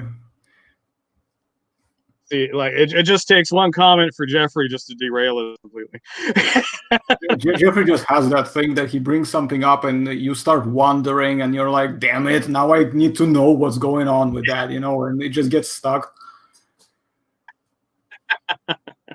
But I love this Q. I love their Wilson. I'll probably be buying them and doing some flourishes with the repaint and a customization. I haven't altered a figure in decades. I do a prop restoration now for movie props, but my paint skills are still on par. And then I've seen some of your painting with your model kits, which have been really good. I think wasn't the Torva? No, it wasn't. Allosaurus. Yeah, that was the one with the really intricate scale painting pattern, which I was really digging. Hang on a sec, I'll bring it up, since I've never actually got a chance to show it off. When I saw that, I was really impressed. Oh, wow. Hang on a sec. There we are. That's the one that I've made for the... Oh, yeah, that's the Allosaurus. Yeah, so that's the Allosaurus, which, that's a really great intricate paint pattern. And then he did a Tyrannosaurid, too, which I think was the Spletosaurus, or... I will show you in a second as well. The Spletosaurus was definitely one of them, too. That's the composite photo of the Allosaurus, and more pictures close up. That's the one for one of my Indiegogo campaign supporters. So he actually purchased the fully painted model with like a VIP voucher. So next time he buys from me, he will get a discount every single time when he buys from me something else. But yeah, he bought the kit. But the problem is he's in Hungary, And at the moment, UK does not allow any parcels to go out of the UK. So we're waiting for them to open up, which should hopefully take a couple days.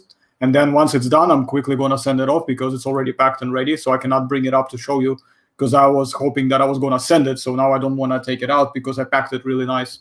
So, yeah. No, it's cool. Yeah, I mean, quarantine made COVID and quarantine made shipping a huge issue for all of us. So yeah, yeah. What are you gonna do? Yeah, it's nutty. But yeah, no, I mean those are pretty good. Also, congratulations on the success of your Indiegogo campaigns. I'm glad. Yeah, thank you. This is the Displatosaurus that Mike made, and that's that one was gnarly. I love the patterning on that, just the textures. I'm a sucker for a good paint job because a good paint job can do everything. To quote V. Neal, who's a famous effects artist, she said, like, a good paint job can make or break a good sculpt. Like, you can make a good sculpt look like crap with a bad paint job, or you can make a crap sculpt look good with an amazing paint job. But paint job's definitely important. Yeah, it's one of those things that I spend, try to spend a good amount of time with, like maybe to give you a couple more examples I have. Let's see.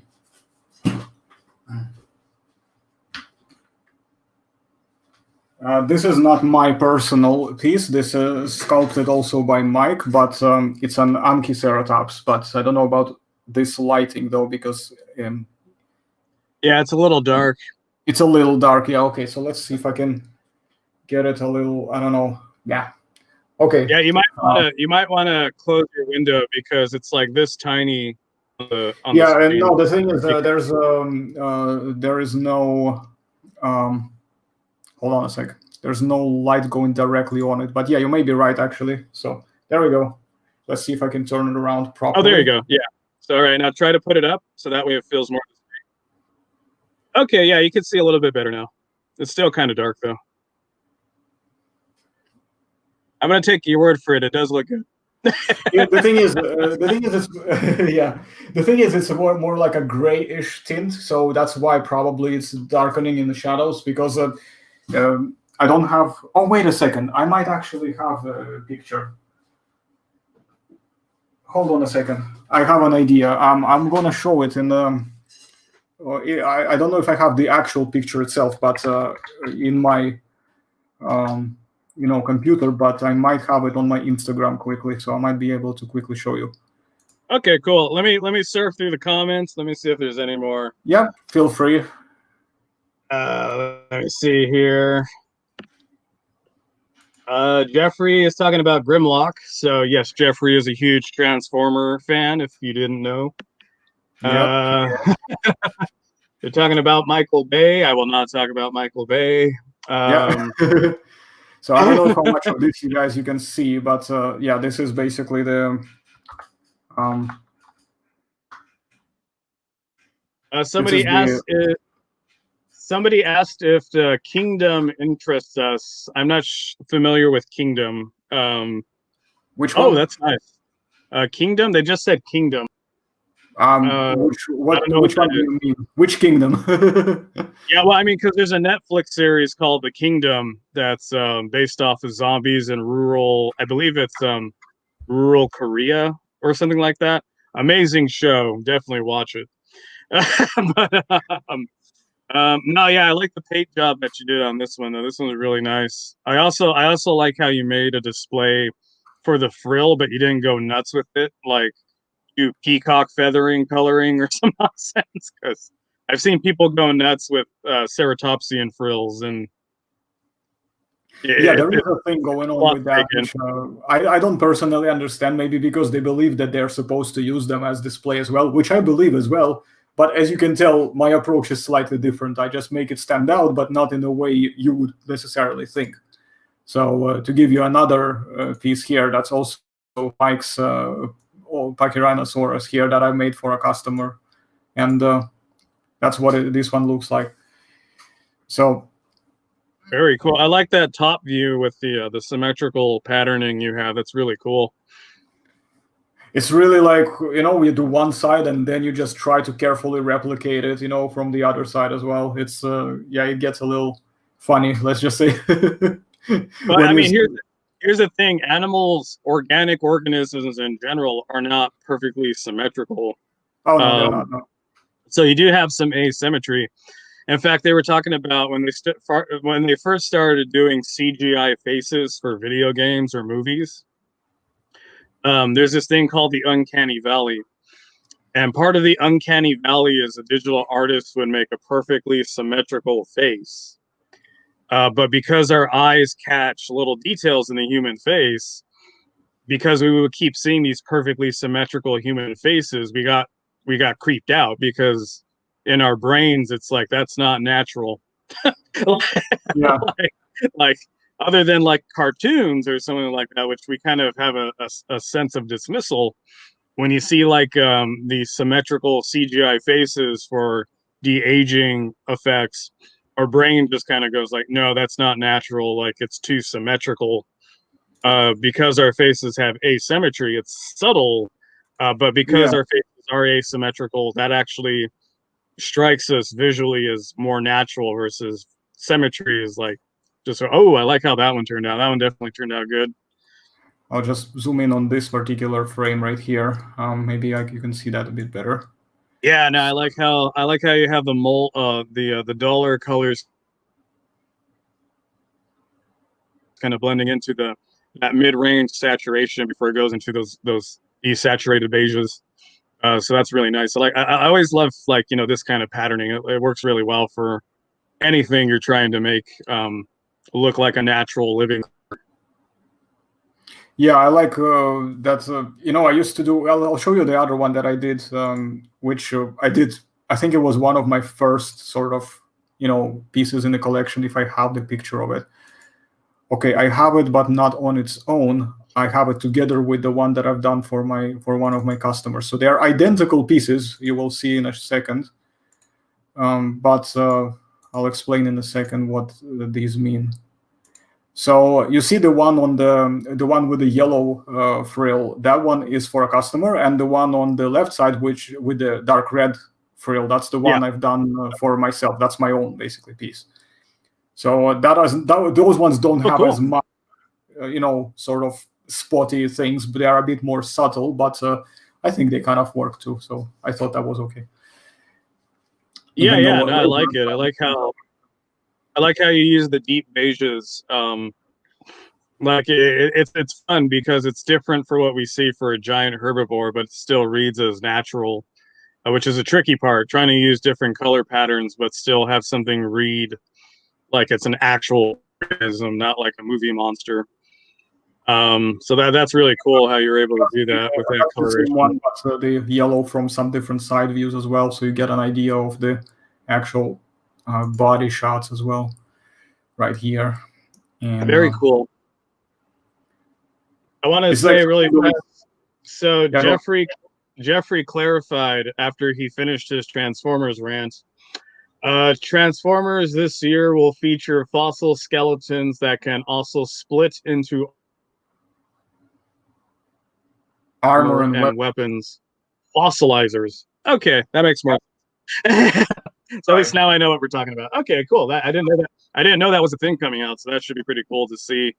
Like the only skeletal dinosaur I remember was a Dinobot from Beast Wars years ago when I was a kid. And it was a really cool transformer to see. So yeah, if they do something like the Trans Metals Dinobot, that would be pretty cool. Oh, it's a nice Protoceratops. I'm digging that. That's a piece that I've done. That's one of the Chinese manufacturers, and it was sent to me by one of my customers from Hungary a while ago. And he paid me basically to assemble it and to paint it, which is, as you can see, I did right here. And after that, I'm really digging that stripe pattern on the body. That's really cool. Like that's something like that you see in like a wild dog, like the African wild dogs. It's just really cool to see because like you have these like zebras. Zebras have stripe patterns, so when they run in herds, predators have trouble singling out a single individual to take down. So it's cool to kind of see that with Protoceratops, which are probably were our herd organisms. Because we know they were being attacked by velociraptors, we have the famous. I know that for a fact. Yeah, we have the famous dueling dino specimen that got buried in sand.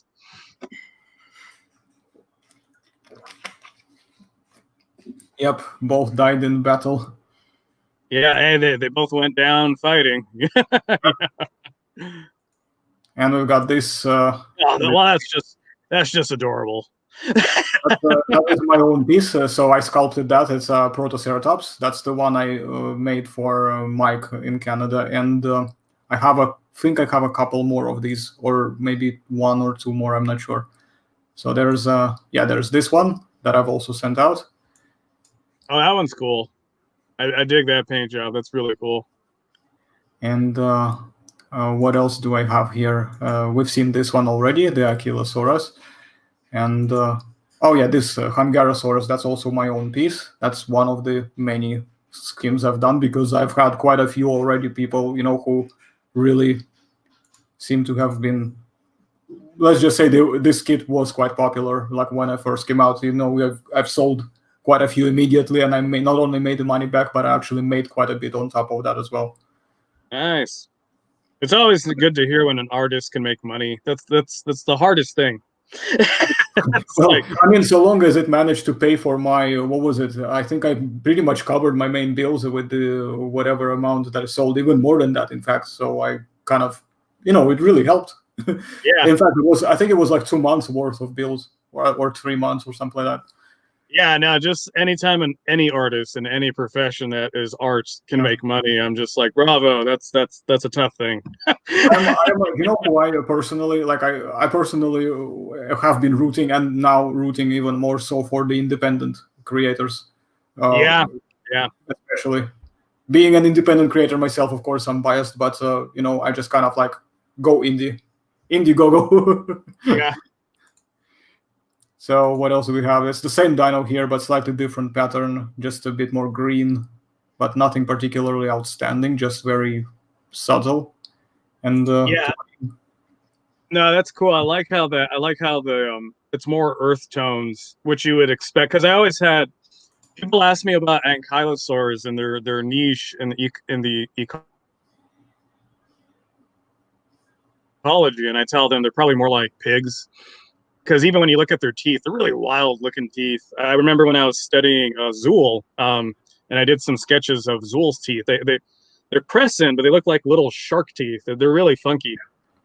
And I want to say they're more foragers because they obviously couldn't rear up on their hind legs. They're built like tanks.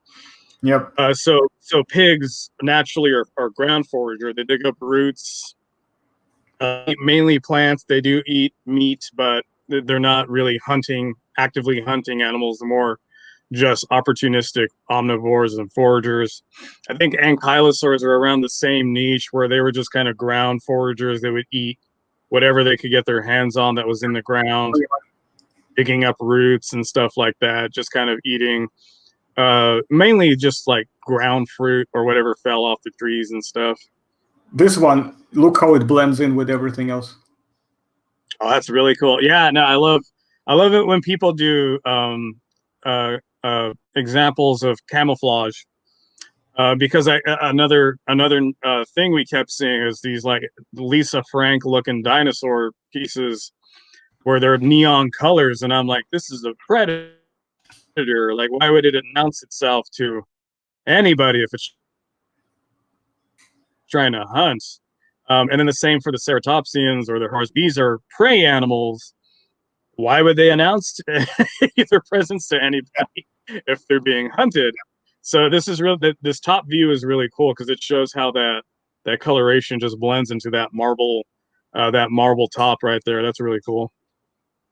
And I've got, I believe, this one here as well. So this one's got a little bit more pattern on it, but pretty much still sticks. Cool. Yeah, I'm digging the pattern on the sides right there. That's really cool. Really quick, because I had to dig through all the Transformer talk. Torval Phalanx. Phaganax, yeah. It's basically like Saurophaganax, but Torvosaurus hybrid, so Torvophaganax, basically. Gotcha. Okay. So he said, said, "Hey Josh, have you seen the Pnso Lambio? Do you think Wilson could use the same fine body scalation for a more accurate scale size instead of the Rebori crisp oversized scales on the body?" I don't know. I mean, let's go back. Let's go back to Wilson. Let me see the scales on that. Yeah, give me a sec. I'll also grab Lambiosaurus if I can as well, so then we can quickly just look at them. Yeah, so we're working on it, Torvo. Yeah, we're on it. We're on it. So, while I'm at it, maybe I should grab a Corritosaurus as well straight away, just in case. Yeah, let me get that Curie scale printout too, because I think people keep. I feel like people keep forgetting Tyrannosaurus Rex did have giant scales. So let me grab that real fast. No worries. Just give us a sec. We'll get to this. I have it right here. Sweet. Oh, here we go. Right. So hang on a sec. Okay, need to close. And then after, maybe when in the next 5 or 10 minutes, I might have to head out for Christmas shenanigans. Problem. So I might have another 10 minutes before I have to No book. problem. I mean, but this if it's like if it's gonna be like this, mostly I'm probably gonna do another, I don't know, maybe 30 or so minutes at most, and then we just call it after that, so it's not too long. So maybe if something else, we can always do another stream again before I run out of doing it. It's at 100 minutes. Wow, 100 minutes ago. It's basically in my timer. It's basically another 20 minutes before it gets to 2 hours. Very cool. Yeah. So yeah, I'll probably head out pretty soon, and that'll probably be toward the end of the stream.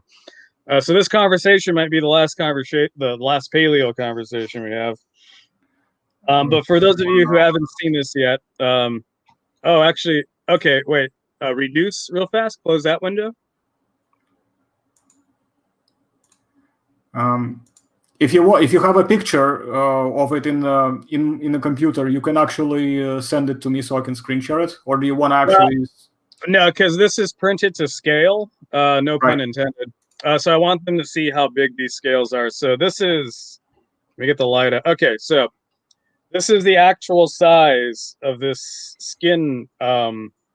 This skin impression. This is from Philip Curie. These are from Tarbosaurus in Mongolia. So if I try to get closer, so you can see how big these scales are. You even have these like really big divots. Those are scales. Those are repeat pattern rosette type scales. Not close to what we see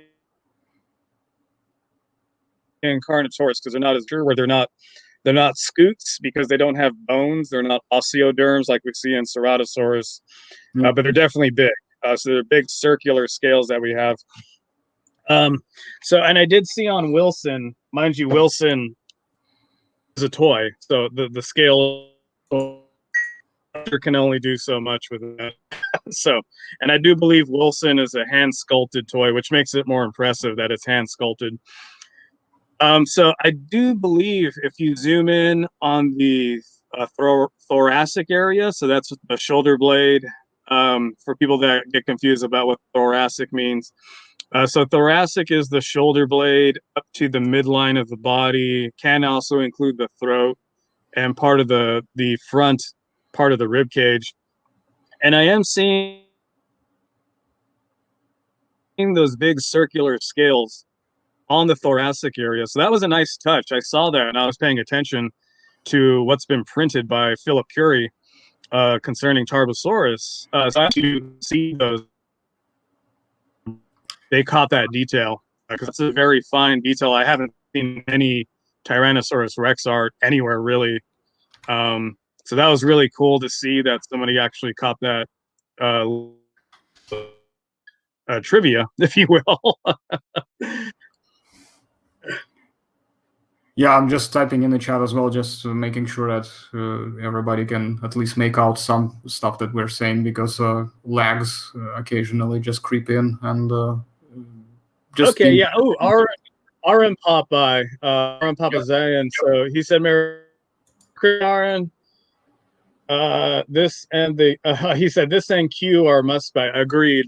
I'm definitely going to get both. I think I already have Wilson ordered on Amazon.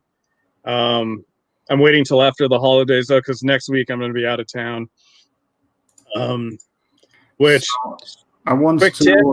show you what else they have made in the meantime as well, which is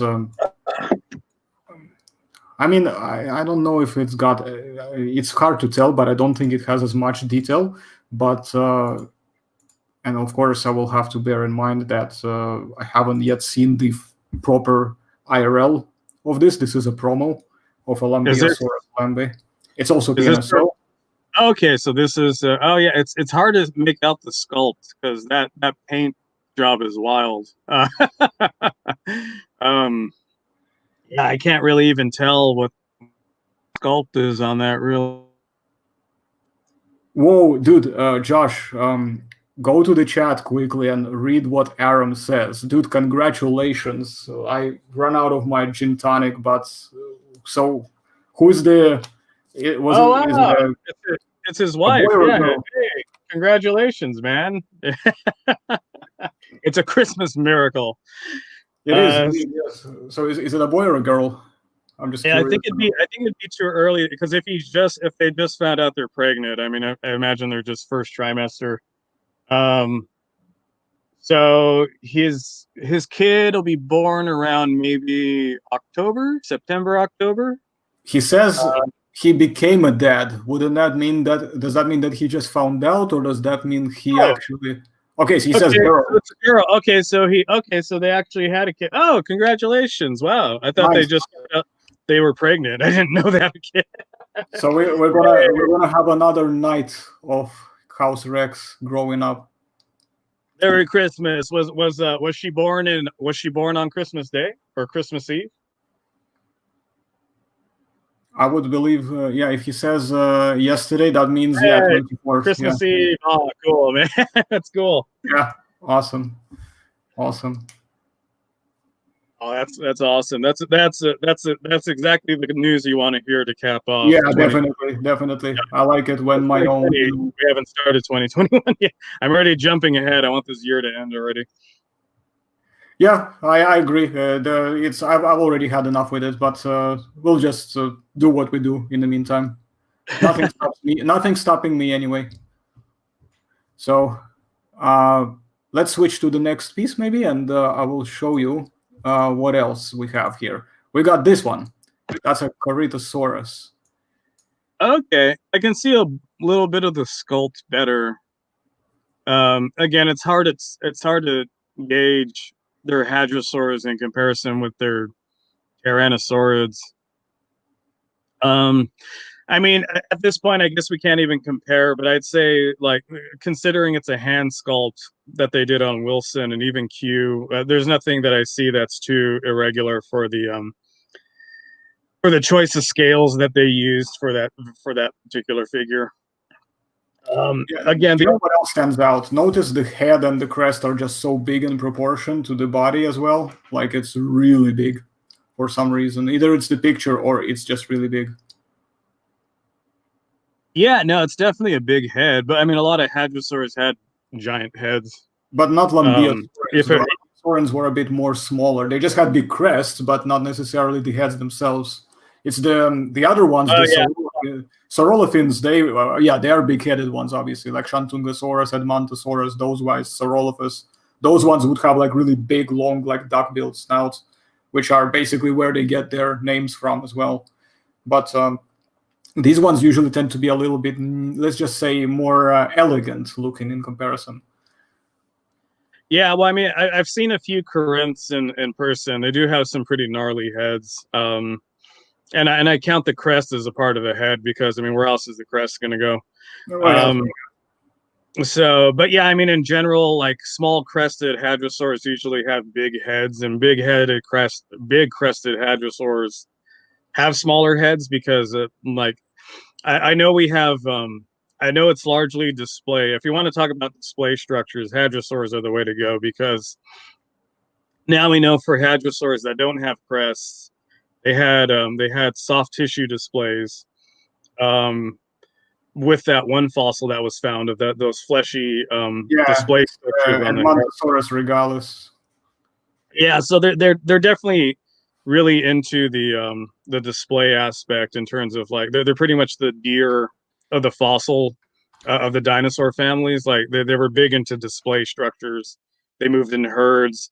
Now we know they swam. They swam really long distance. Yep, that was definitely a thing. Yeah. So, no, but that's pretty cool. But yeah, I mean, as far as everything else, I mean, going back to Wilson, because everybody likes to talk about T-Rex, I don't see anything notable with, like, I will say it's probably the best of the T-Rex toys out there because it's probably the most accurate. There will be inaccuracies with any mainstream figure toy. For me, it's the teeth. And then because it's supposed to be the American Museum specimen, the skull isn't really what Wilson's skull would be, but it's definitely a T-Rex skull. It's probably closer to Harley. Harley has the longest skull of all the T-Rexes, including Sue. Scotty's a little bit too fragmented. I'm really timid about giving Scotty a lot of hard measurements because of how fragmented the skeleton is. It's 65%, I think, or something like that. I think it's 65% complete. Yeah, it's definitely higher on the end of completion. But the thing is, like, just to look, like if you download 95%, like if you look at the paper and you see just the skull, like the thing is a puzzle. Like there's a piece of the premaxilla, there's segments of the maxilla that are offset. The nasals all over the place. I don't even know if they have some of the suborbital or orbital processes. Like when I saw the skull, I was like, "Ooh, this could be the reconstruction they did of Scotty's skull could definitely be revisited because I think they kind of restructured it to a very, very damaged skull. So I want to say they can go back in and kind of smooth out a lot of the damage to make a more recognizable T-Rex skull. Yeah, this is another thing as well. The T-Rex skulls, based on variety of factors, they're so diverse as well. And this is just a classic example of how you can find so many. I mean, look at T-Rex skulls or look at Triceratops skulls as well, of different ages and sizes. They all look, you would think they're all different things, but they're all the same, animal. They're just very, I'm not talking about Triceratops, species. I'm talking about even one. Look at Triceratops horridus, for example. That one's got so many skulls, and then you got T-Rex skulls that are also very different from each other. They're almost like each of their own thing. But that's because we're lucky that we have so many in comparison. We have many Allosaurus skulls out there as well, which I believe we do. Yeah, we do quite a lot. So Allosaurus is like one of these very successful in terms of paleontology and studies. So it's too bad we don't have a lot of stuff published on them for some reason. I believe we should have more, but we'll see what happens. Yeah, I mean Allosaurus, it's funny because I have Andy. I don't know if you remember Andy. Yeah, I remember Andy. So he's currently in paleontology. I've done tons of digs. He wants to be specializing in Allosaurus, and they even said that. Ironically, the opposite is true, though. I don't follow Allosaurus that closely, but he noted that he's been advised to kind of shift over to acrocants, so Acrocanthosaurus, because so much has been done on Allosaurus. And even then, there's stuff about Allosaurus we don't know about. Like it wasn't until recently with the paper that was printed out on a Jimenense that we learned Big Al had scale impressions, and we were like, what? And sadly, I guess they couldn't recover the scale impressions in the matrix, but they were able to sketch out, and the fact that they sketched out such big honking scales blew my mind away because we have almost nothing written up on Allosaurid scale impressions as far as Allosaurus proper. So ignore the one on the left-hand side. So ignore the one on the left-hand side. That's just a slide that I did about the discoveries we were discussing. That's just another Carcharodontosaurian from South America. But this one on the right is the one we are discussing right now. It's the Allosaurus jumanseni.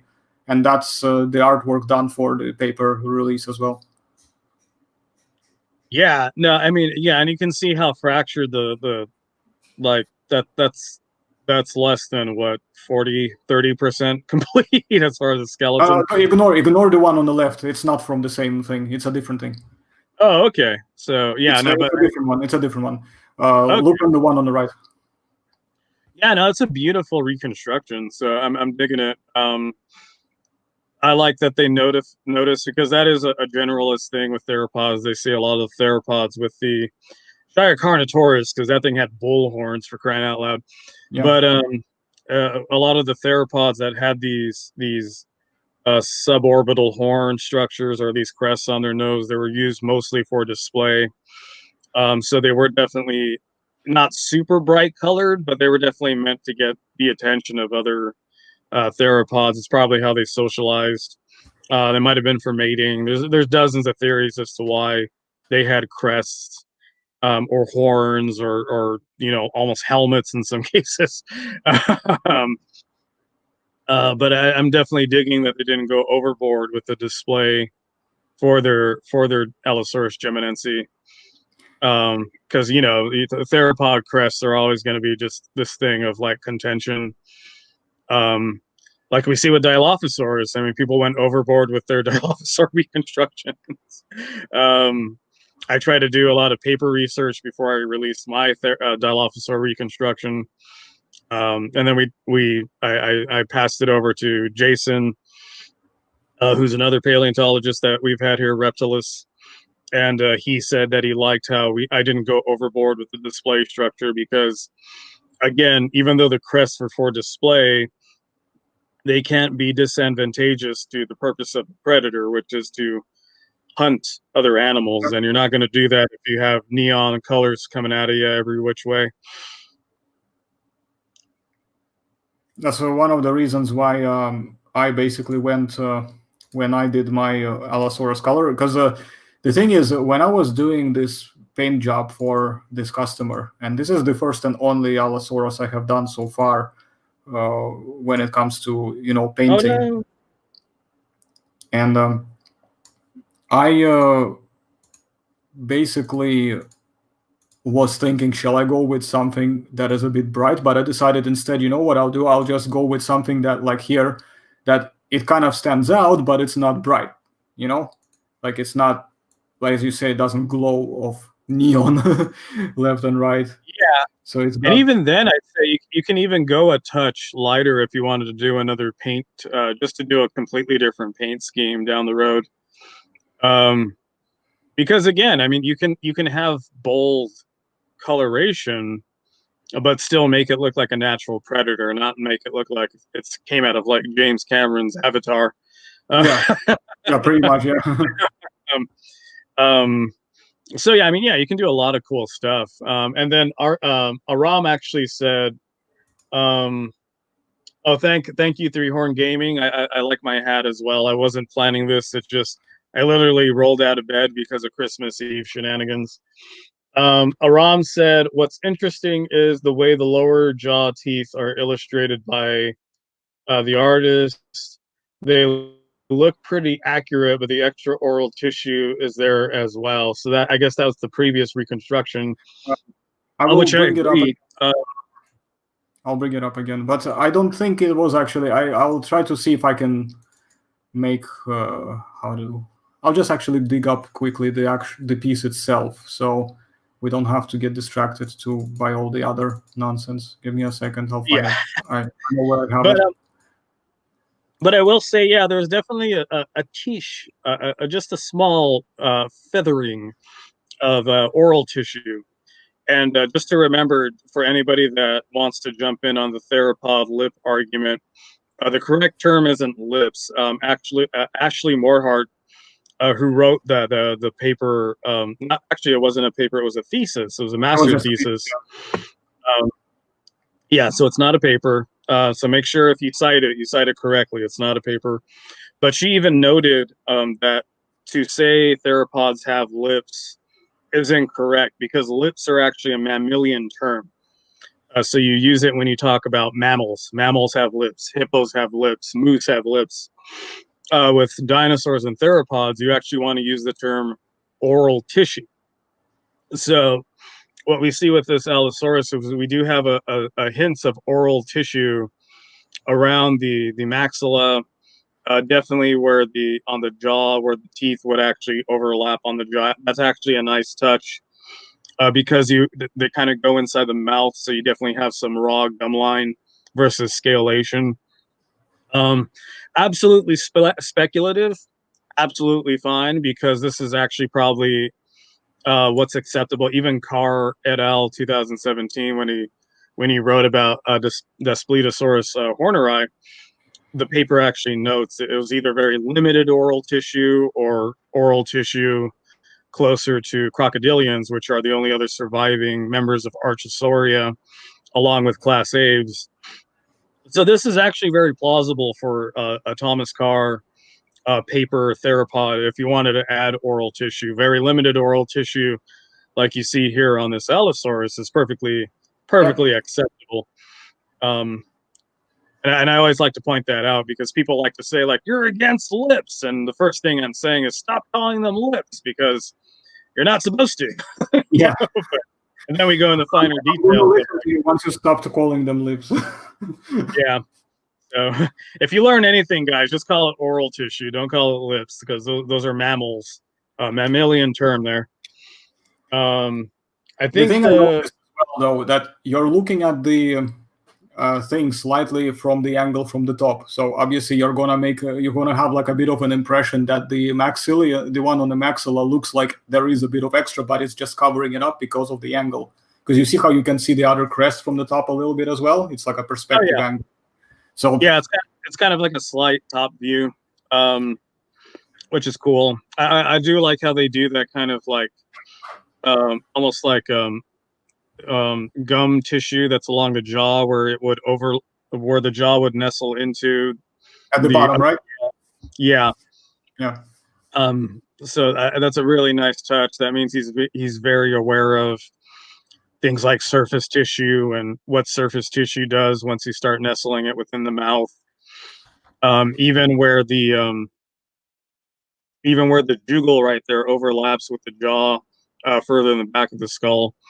You can see where there's a fine line where the surface scales start and where it goes underneath the jugal.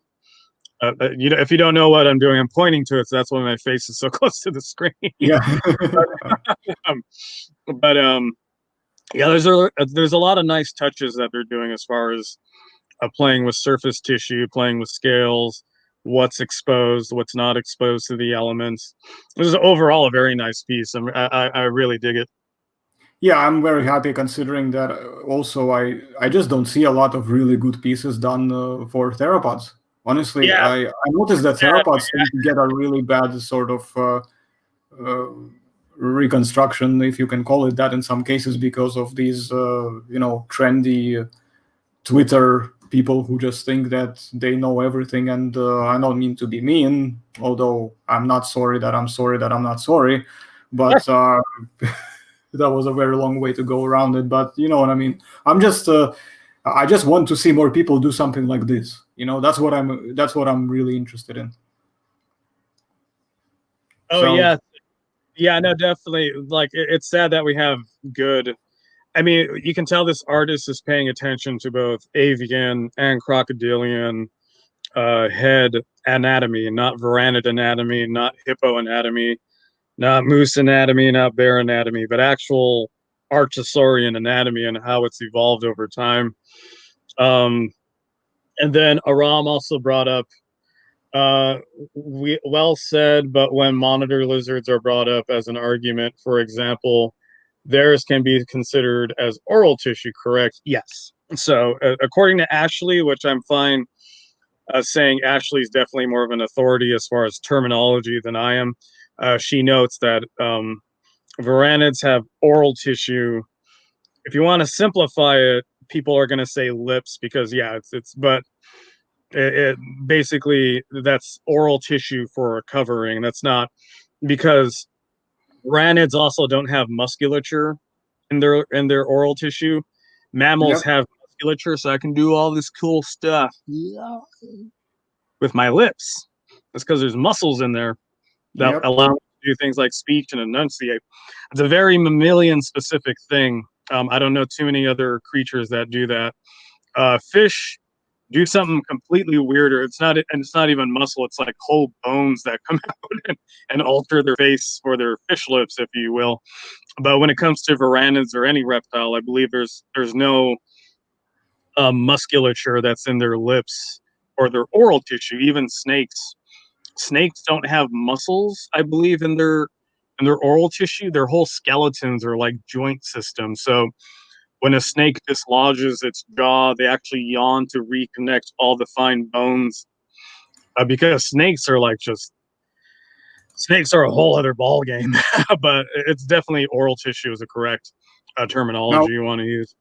this T-Rex that I just brought on the screen, it's done by the same artist who did this Allosaurus. I believe this is an older piece, but I don't really know what it's for. I found it on Google when I Googled the artist, and I think it was for some Chinese article probably, or something like that. But one thing that stuck out for me here, which I'll try to zoom in right now, is look at, I don't know if you can see very well. Let's hope you can.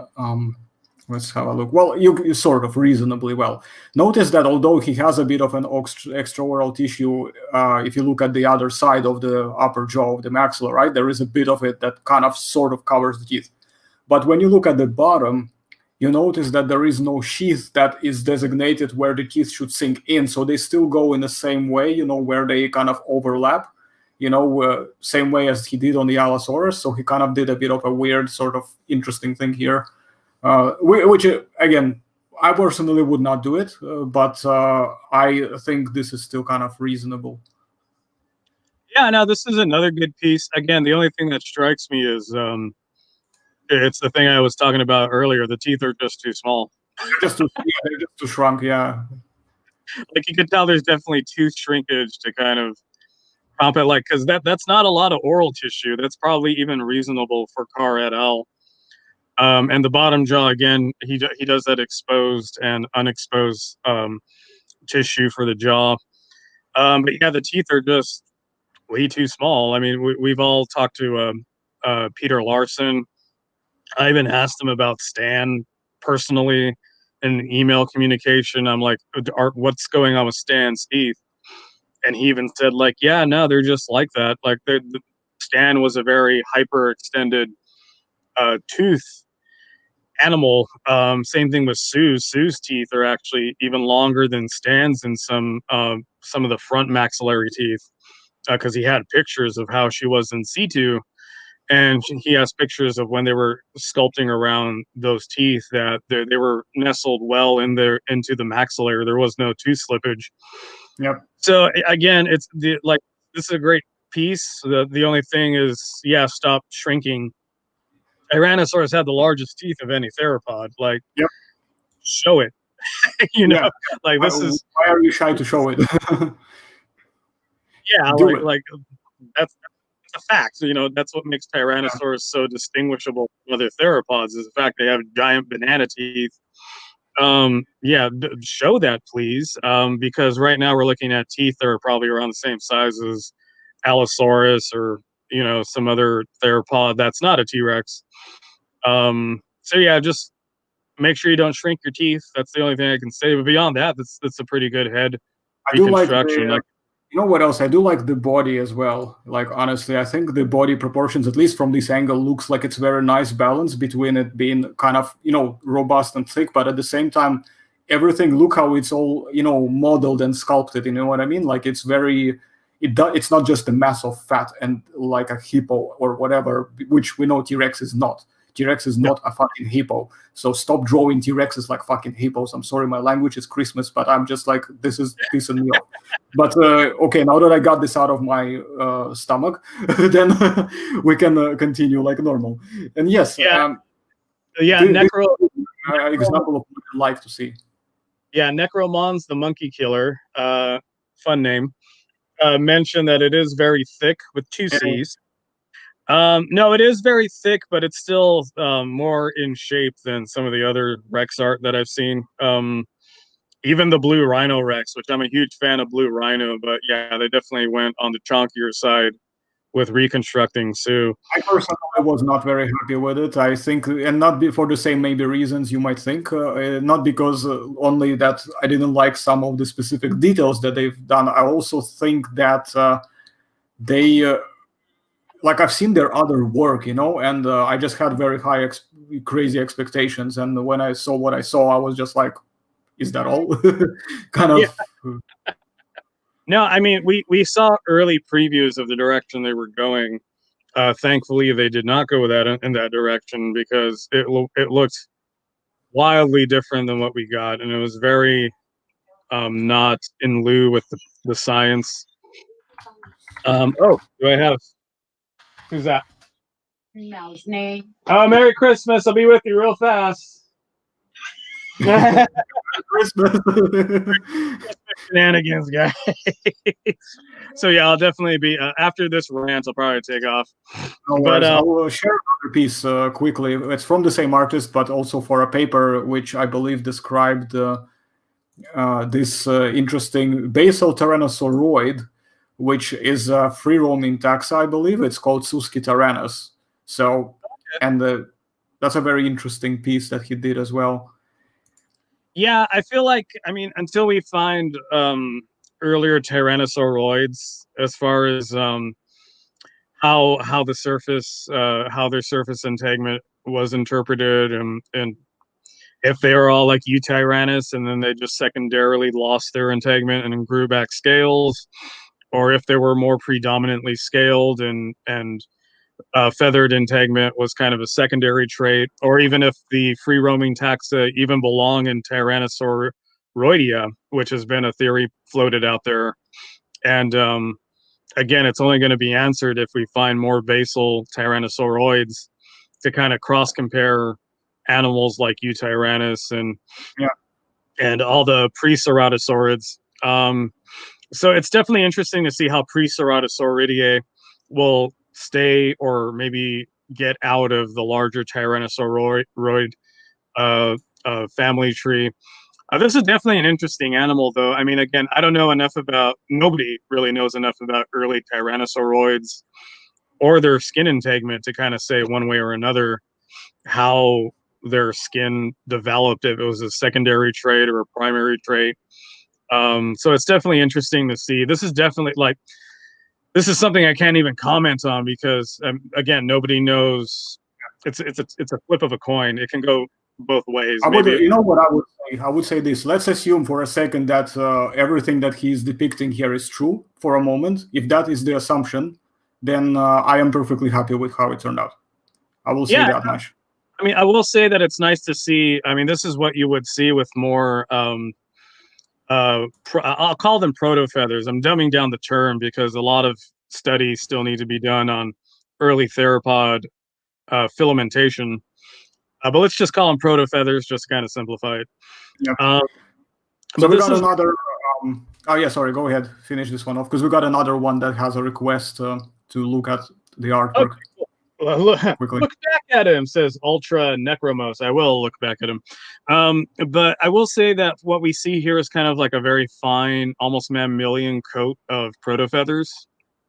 And this is what I like to see. This is what I like to see from early theropods that had very primitive filamentation. It's not super feathery. It doesn't look like, one of these like Siberian cats you see where like the fur is like almost a detriment to the animal.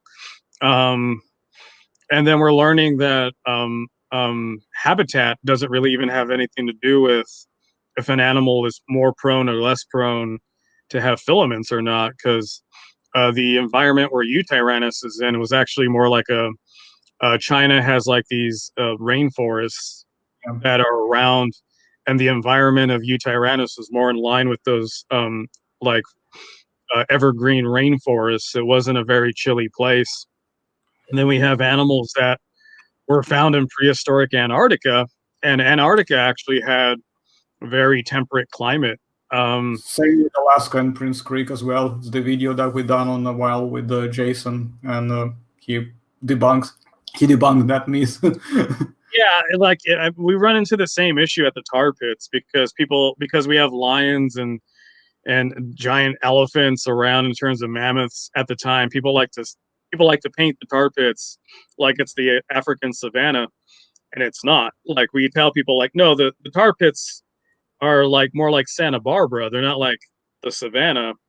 And it's the same thing with Antarctica and dinosaurs in Antarctica. People want to paint them with like tundra and snow blowing, and we're like, no, that's not even where Antarctica was when it was connected to Pangea at the time. Like there were temperate forests and evergreen trees and all this. Like it was a very hospitable environment. It wasn't what it was today. So again, it's just when you see people that take notice of the papers, if you can tell when they draw prehistoric Antarctica, you can tell right away, well, did this guy read a paper or did this guy see something on social media and just thought it was going to be cool? Yeah. So right, here we have a piece. Now this is submitted by Mr. Vigilant, who has been knighted today by me, obviously. So we get to give him a free review before, of course, you have to wrap up. So just whenever he takes care of whatever is going on. Okay, he says, I think you mean blubber, which is a sea mammalian trait. I don't think we mentioned blubber. Oh, he's commenting to some Ultra Necromos who retracted messages. Doesn't fat make up for body heat? And then Mr. Vigilant is commenting. Okay, so they're working that out. So okay. The chat is working themselves out. It's fine. Yeah, don't worry about it. There's this piece that Mr. Vigilant submitted to me, and he's currently working on it. It's work in progress. It's Rugops, the African Allosauroid, and I have a question about it. I'm a bit concerned for why the eye is being a bit small. I don't know why. Maybe it's a thing, but for some reason the eye looks like it's microscopic in comparison. Yeah, I think you could definitely make the eye bigger. I would say, make it bigger, yeah, Rugops was not a very. It's a bit. All dinosaurs are huge, but Rugops is not an animal on par with T-Rex because T-Rex I've even seen very near that at all. It's a very small animal. Yeah. So you can definitely make the eye bigger. Is there a way to zoom into the art? I can try, but I'm hoping that the quality is not going to be too lost because I'm not sure about the res. So. Okay, no, that's pretty good.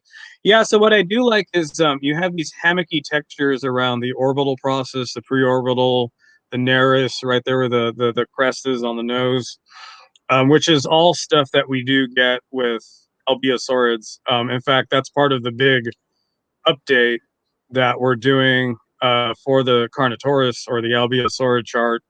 Raphael Delcourt wrote a paper in, I believe, 2018, and they even highlight where these rugosities were on the skull. So that's really cool that you got those rugosities. And the chart will also be updated to reflect that data. So that's all really cool stuff. I'd say because they're so hammocky and rough, you can even make your scales bigger when it comes to the area of the mouth where that's right there with the fenestrae for the maxilla. I think they're fine in the orbital process.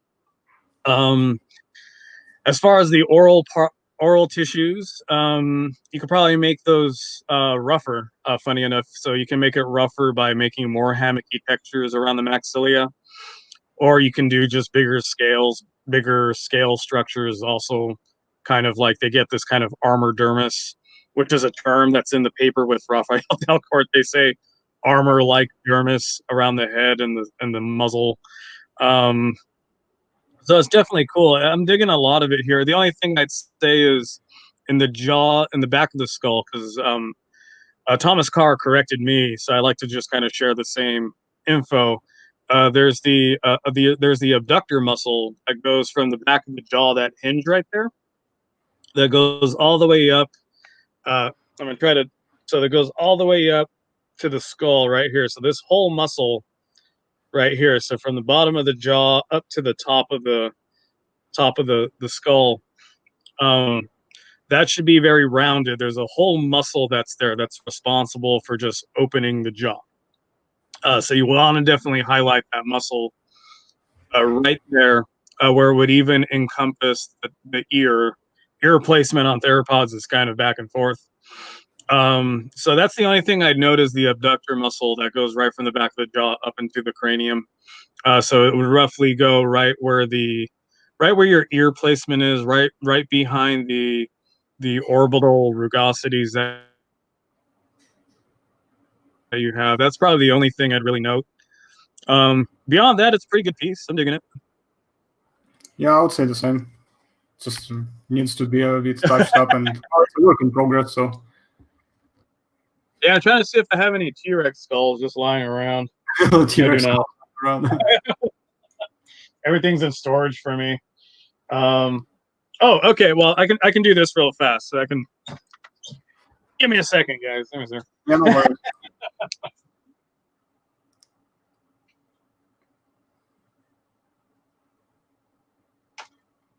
I wonder what he's up to. All right. So. Oh, there we are. Yes. Okay, so this is the movie everybody loves to hate. Let me move over. Okay, so what I talk about is if you see right here, this is the cranium, this is the ear, and this is the back of the jaw right here. So this is definitely on Jurassic Park because I used to draw my theropods the same way. What you want to do is this area should be rounded. There's a muscle that goes like that rounds that area out. From the jaw, that abductor muscle goes all the way to the back of the skull. That should all be very rounded. It shouldn't have this dip and then go into the jaw, because then the animal has no muscle to even open the jaw. So you do need to flesh out that muscle that goes from there to there. So it's a very Jurassic Park thing. We haven't recovered from it yet. But that is a quick fix, I would say, for any theropod you're drawing. Make sure you have that abductor muscle that kind of rounds out that area. I did it for my T-Rex. I had to correct that abductor muscle, and then I do it for all my theropod art. I'm so conscious about it now. I have like huge abductor muscles. I probably have too big of muscle. You know what? Before you have to sprint, I have quickly right in front of me, as a matter of fact, available this very piece that you just referenced of yourself. This one. Yeah, you're welcome, Mr. Clint. He's saying awesome. Thanks, guys. Okay, yeah. So you see right there. Bless you. Thank you. Oh, this guy has a lot of dust on him. So yeah, so you can see how it's just flat right there. I might go back in this piece and round it out a bit more, but you can see how it doesn't dip into the ear and then come back out like a little crest in the back of the cranium. So that's because that's that abductor muscle. So that you want to make sure you indicate that muscle, or else the animal won't be able to open its jaws, at least by will. So it'll just be like gravity. It'll just release its the interior muscle right here, which is that fleshy web that you see in theropods when they open their mouths, and the jaw will just be swinging open, which is good for nobody. So you definitely want to indicate that abductor muscle for your theropods. And was this piece, Josh, modeled after Stan? The one that you have drawn, was this model drawn after Stan? It's a composite. It's a composite of a few Rexes. So I use Stan, and I use Harley just to kind of make a composite T-Rex skull. Right. Just so a generalist T-Rex, but you can see the teeth. Those are the natural length of the teeth. So that's why this animal does have oral tissue. It's very limited oral tissue, but it's oral tissue in concurrence with the scientific papers. Because you can see on the bottom lip, there's a little bit of fleshiness going on.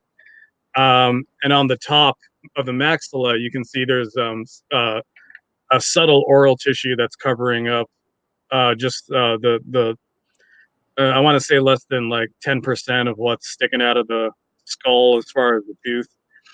But these things had giant teeth. That's the thing. Like you can't. That's what makes Tyrannosaurus Rex indicative of Tyrannosaurus rex, other than the tiny arms and its huge legs. If you don't get the teeth, you kind of miss the you kind of miss the point of why these animals had huge heads. They had huge heads because they developed bone crushing teeth. So they're almost a mix of both the lion and the hyena of the theropod world, as far as having these these huge bone crushing teeth. They're the worst of the two apex predators that we have in Africa. It's like, what do you get if you got a dinosaur that mixed with a hyena and a lion, and you have the answer is a T-Rex because of these giant teeth. So, I mean, if anything, I just want to tell people, like, make sure your teeth are a correct length. Like, these things had huge banana teeth, and they were the normal for T-Rex. Like, Sue has giant teeth. The American Museum specimen has giant teeth. Stan has the biggest teeth of all. Tristan has giant teeth. I believe there's one called the Roosevelt Rex. I don't know if it's in a private hand. I'm not sure if it is. Yeah, but it has giant teeth. Giant teeth were the norm for Tyrannosaurus. So just make sure you get those teeth, guys, because they're the biggest teeth of any theropod out there. They all, they all have pretty big teeth, to be honest, for what they are. Especially when you look at the slightly, some of the older ones.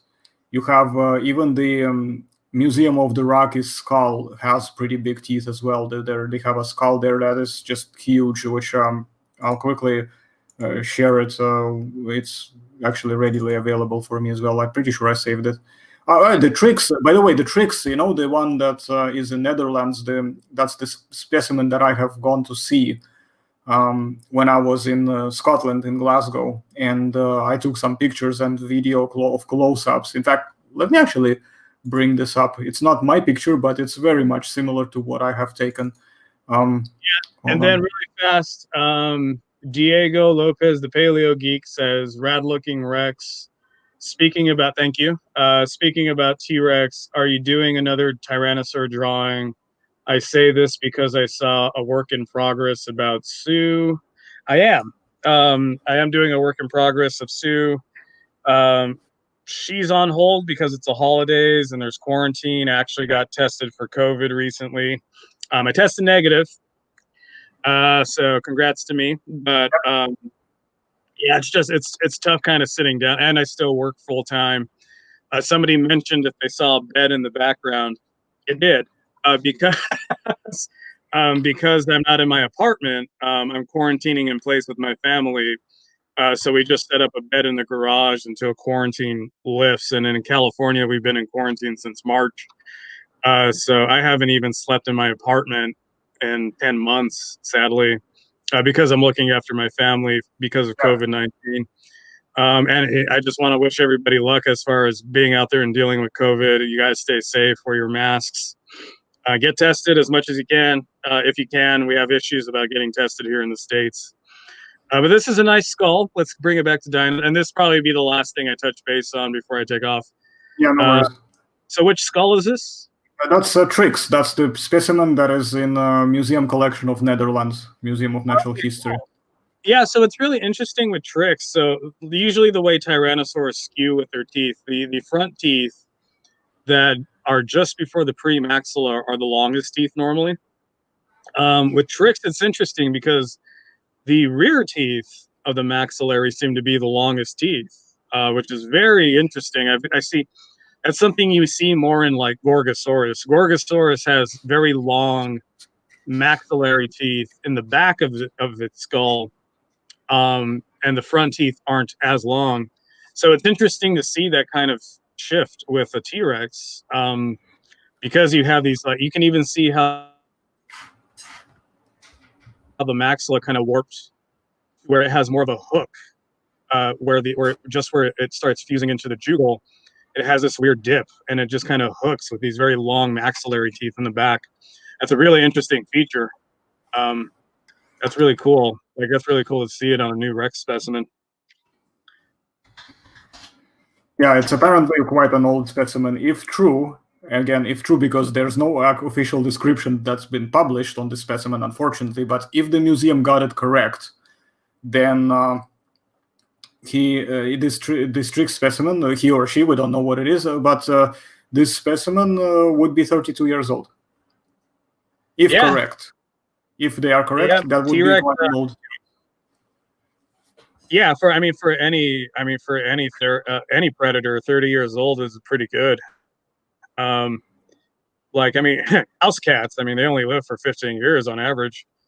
But mammals generally, they have shorter lifespans because reptiles and birds and stuff like that, they all have longer lifespans on average, even in the wild, I think, unless they get eaten. Oh, yeah, I think alligators. I think there was an alligator named Superman, was the biggest alligator for years. I think he lived for 50, 40 in his 40s, 50s. Something like that, yeah, they can live in way into 40s or something like that, 40s, 50s quite easily. And some, do I mention turtles that some of them live hundreds of years?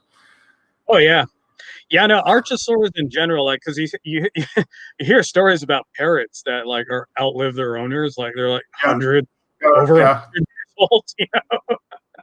So birds live long, crocodilians live long. I think if they were, I think the main thing that killed T-Rexes were probably other T-Rexes for the most part, because we know T-Rex didn't like each other. They were very much. I think we wrote a thesis on this in Paleo World in the Facebook chat years ago. I wrote a little mini thesis, just pulling paper data. I think we agreed that carbosaurs, which are the second largest of the tyrannosaurids, were more or less the lions of the tyrannosaurids because we have evidence of herd and socialization. Versus T-Rex, we have the opposite. We have a lot of evidence for facial scarration. That's the other thing too, with having extra oral tissue on an animal that gets bitten on the face a lot. It doesn't make sense because that thing would die of infection, which we do have infection seen in Tyrannosaurus, but not where it's not where the evidence where we'd see in the front of the rostrum. That's an infection we see where they're a lot older in their age. A Tyrannosaurus Rex specifically was probably more like a tiger. Tigers are very antisocial. Tigers are known to kill other tigers. In fact, they say one of the main enemies of a tiger in the wild is another tiger. So I think that's how we go with socialization with T-Rexes. Carbosaurus was the lion. T-Rex was the tiger as far as socialization. T-Rex did not like other T-Rexes. As far as taking care of a T-Rex, T-Rex probably did take care of its young at a certain point. And then the young were just free to kind of make their own way in the world after they got to a certain size. The thing as well to see about it is that, imagine this way. Imagine if they have a prey item that they want to take down, and they decide, okay, so there's 5 of us, and they group up, into a mob of some sort. They make a hit. Let's say it's a sick trike, or if it's a wounded trike with a broken horn, or if it's a smaller limp, Edmontosaurus or something like this. Something that is very easy to take out and not very risky, but still relatively chunky. So that you could provide some food. Let's say 5 of them go for it.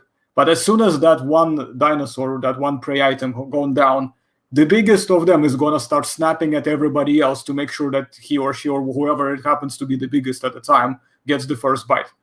Because you notice, what else is interesting? You notice that crocodiles, generally crocodilians, they're, aside from maybe a few, even though they sometimes group up and they mob and they come together, that doesn't make them necessarily social animals because they don't form bonds with each other. They are just there to just be opportunistic, but once you toss the food, you notice how they start immediately go hissing and snapping at each other as well to just get that chunk away from one another. The first one gets it and just runs off. That's what basically I see all the time. If you watch the Gatorland videos, even in the captivity, how they feed the alligators, and the ones that one of the alligators grabs it, he just storms off immediately, and 2 or 3 of them are just after him, basically trying to take it. Yeah, no, there's definitely. Just like any predator, even lion prides, there's definitely a pecking order. Yep. Big animals get the biggest chunks, and then it's just whoever can grab what and run away with it. Yep. Even among varanids, varanids are actually Komodo dragons specifically. They can just one Komodo dragon can take down a water buffalo. and they do.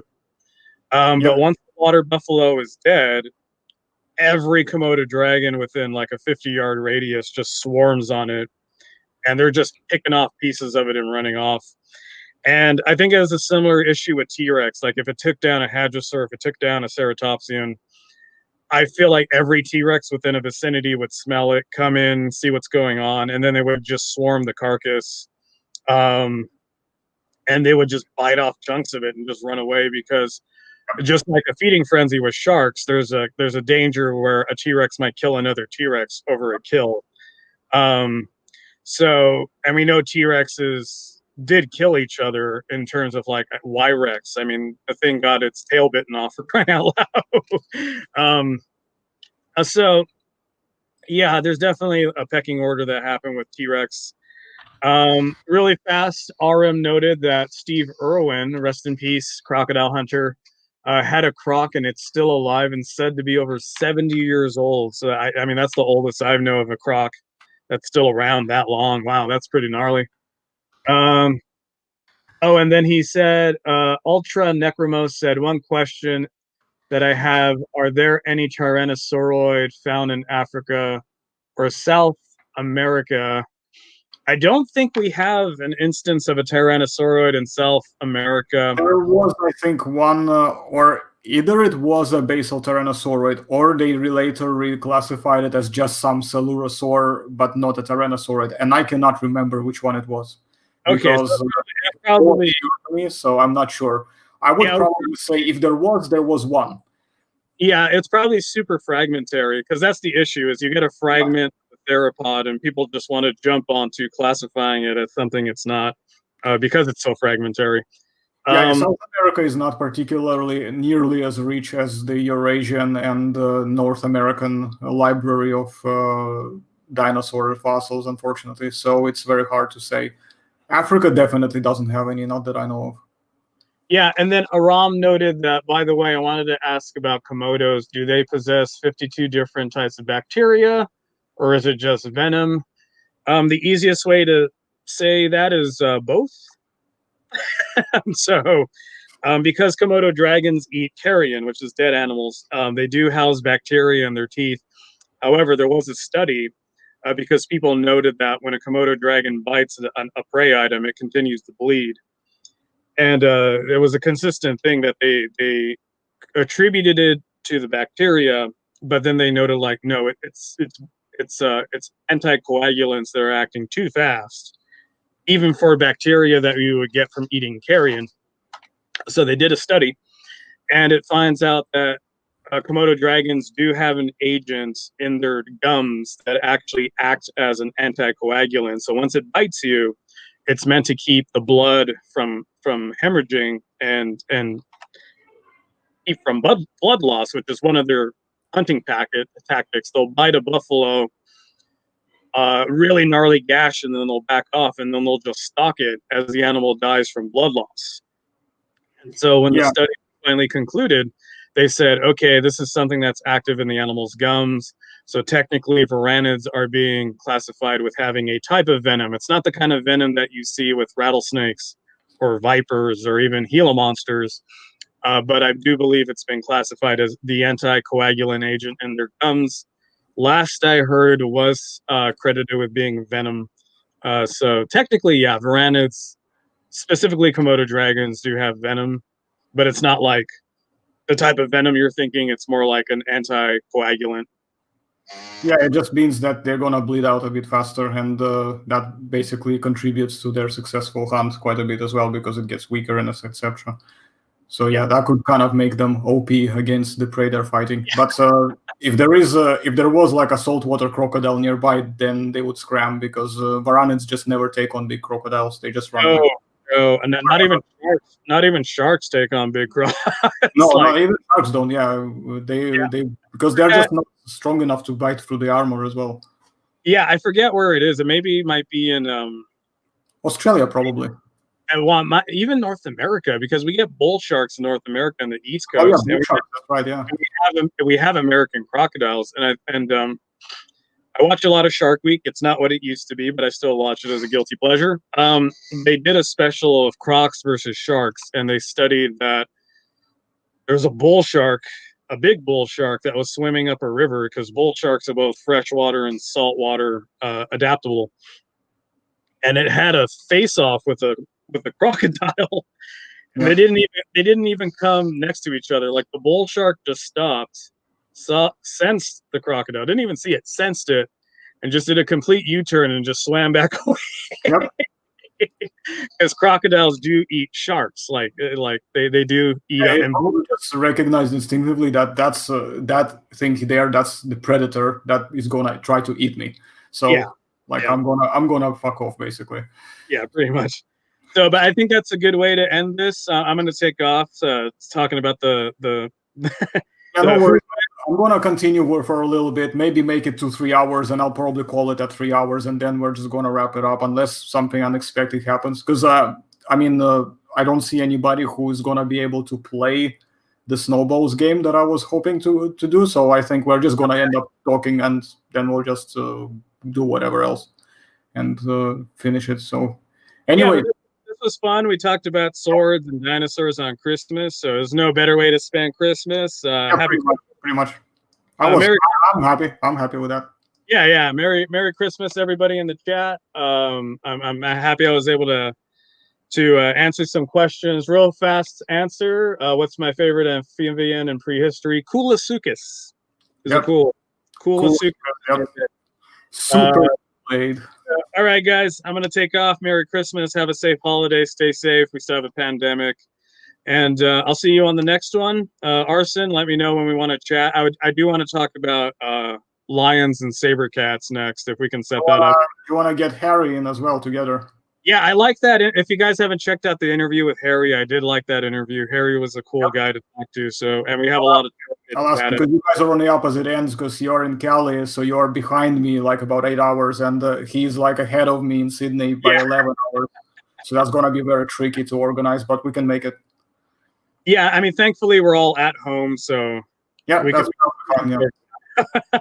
So, all right, guys, Merry Christmas. T-Rex says Merry Christmas. I'll see you guys next time. Bye. Merry Christmas, Josh. Thanks for coming. It was nice having you here, as always.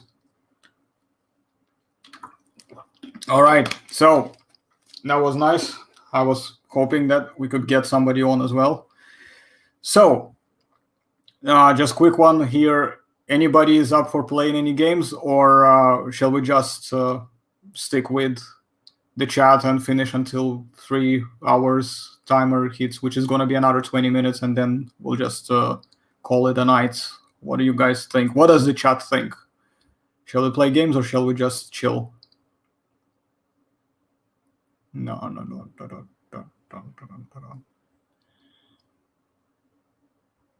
How many of you are here, by the way? It looks like there's 9 people. Okay, that's fine. Right. Anyways, I've got something else that I wanted to actually bring up. It's just something that I also thought about just in terms of what sort of things that came out in 2020 that I wanted to just basically briefly touch on. Let me just bring this on the screen. Hold on a second. I just want to close the program.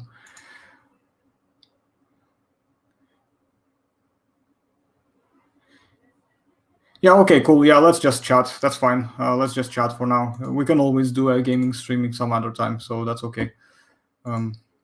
So this bit here that I've put together, and those are the 3 things in terms of the entertainment that really stood out to me throughout this year, in a good way, I would say.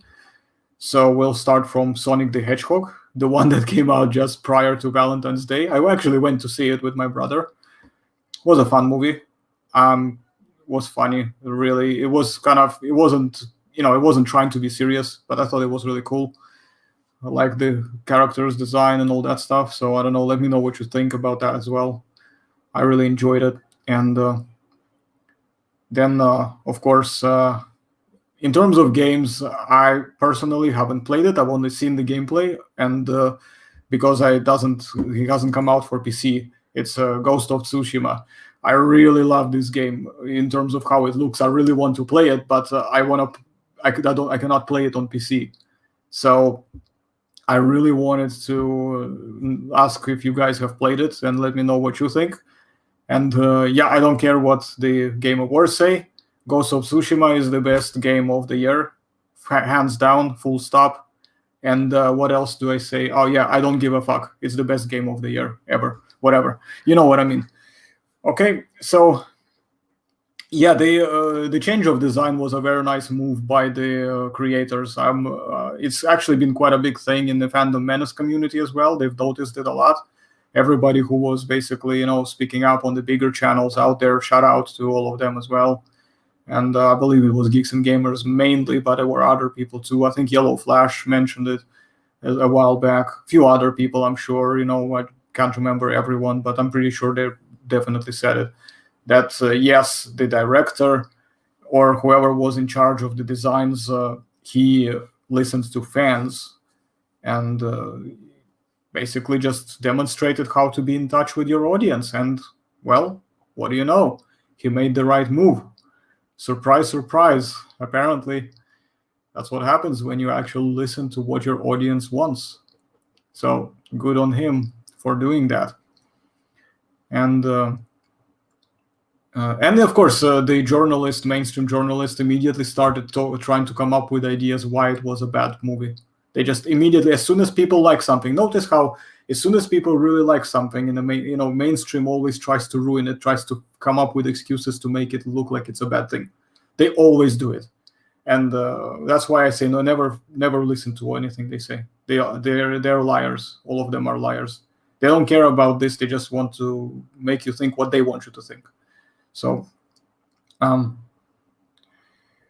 yes, I have checked Steam, and I noticed that a lot of games are 50% off, and there's going to be a lot of them until 6th January, so that's a good news. So I'm getting that Sea of Thieves so we can play it and maybe do a stream for the game as well. By the way, those of you here, guys, who are, both subscribers and in case you're not on my Discord server yet, make sure that you obviously join. If you don't find the link to the server, just ask me. I'll drop it for you in the comments when this gets uploaded. But as a matter of fact, actually, what am I doing? I'm gonna quickly drop it right now for you. Hold on a second. You should maybe check again. Okay, hold on. I will check again. I will check again in a second if I understand what you're referring to. But let me just do this first. I want to make sure that I can send the.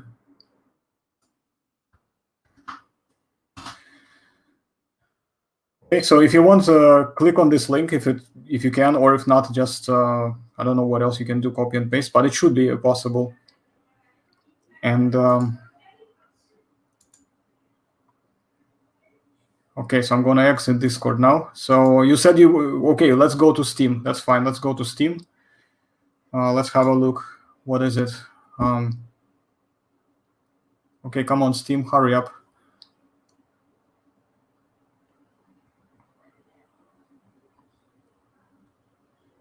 Oh, okay? Hold on a second. Hold the phone.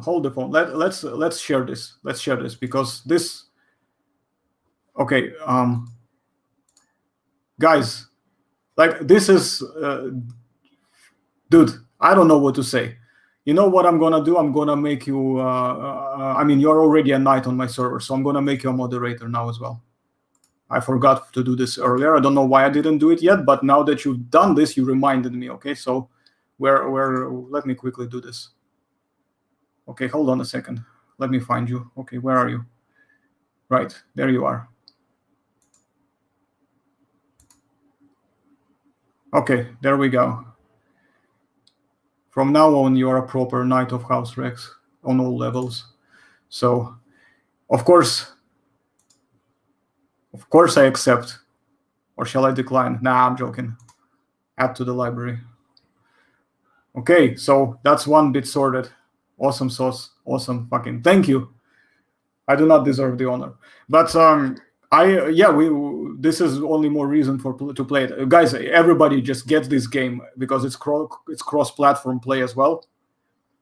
So you can actually, play and connect via different platforms. So we definitely need to play this game. We're gonna if we have enough people, we can actually have 2 teams and just like beat each other up if you want. Or we can team up 2 different clans and just go around and raid everyone else. Just like fuck everyone up. Because why not? So, no, thanks very much, man. That's the first time any of my, subscribers, have actually done something like that. I believe I haven't. I need to check actually to see if there is anything else in my inbox, because sometimes I forget to check it. And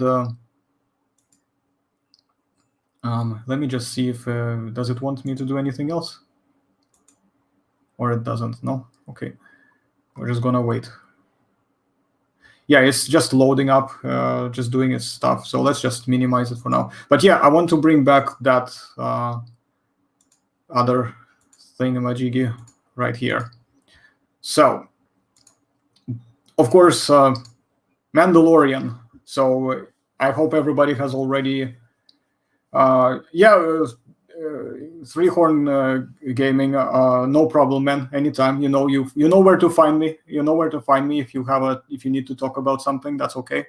You can find me anywhere on wherever it is, Facebook, Discord, and I am usually very much available, unless otherwise. So, yeah. Let's go to John 42. Yeah, MSM has to keep conflict going, so they will have something to report on. I personally couldn't care less what MSM has to say about anything. Yeah, I don't give a fuck either. I don't give a fuck. They don't. They do not hold. Like generally, I don't like to appeal to authority in general overall. But if somebody is a very good and reputable source, maybe. But I don't consider MSM to be anywhere near that. They don't deserve that. If you want my respect, you have to earn it.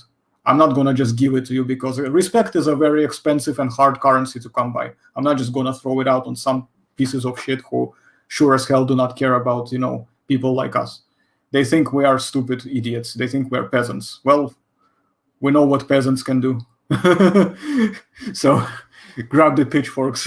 I'm joking. But yeah. No, but seriously though, I don't like it. And see the same thing here in Mandalorian.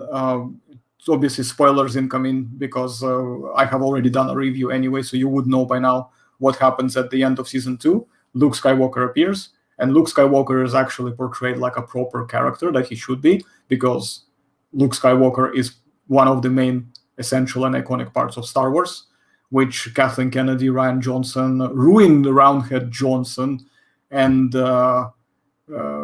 Kathleen Bitch Kennedy, and who else?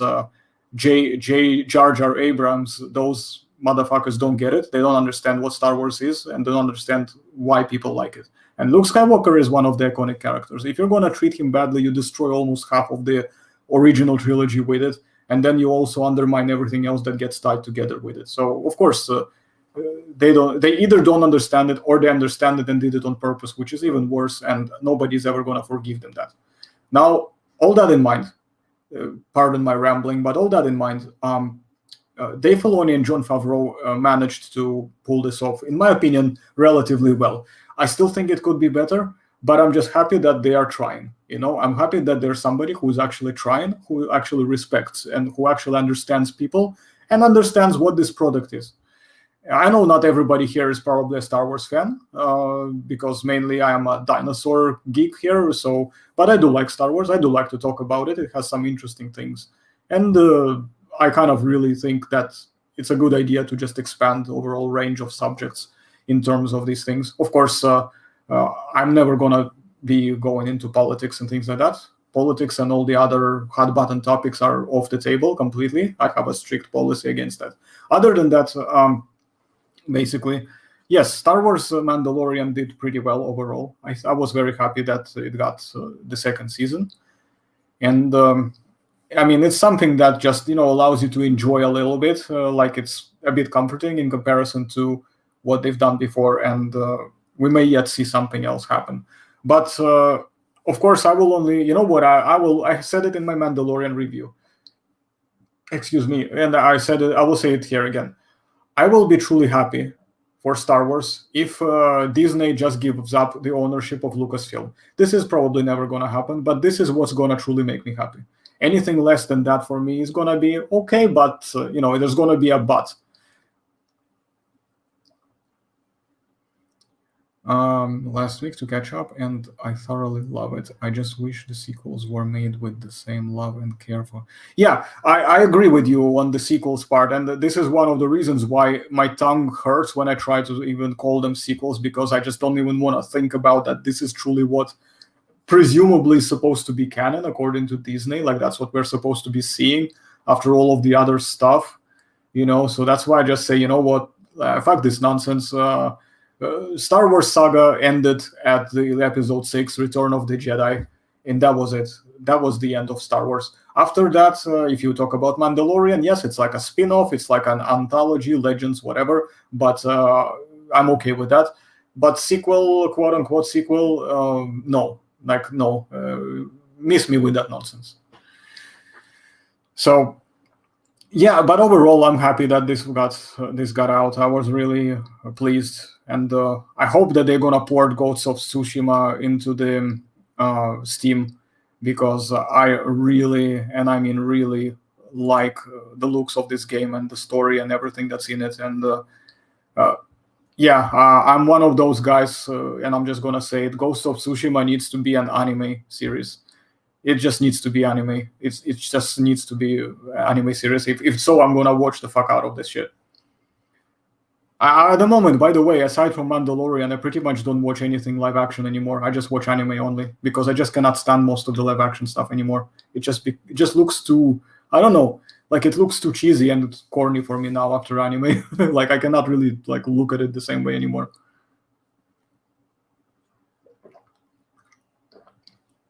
But yeah, rambling a little bit here, but what else can we say?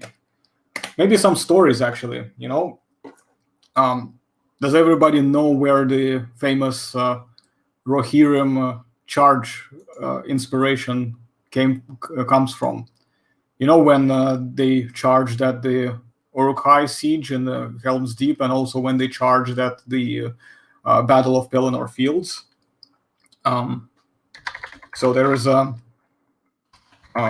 very famous cavalry charge that was performed in at Battle of Vienna, which I believe was in 17th century, by Polish winged hussars.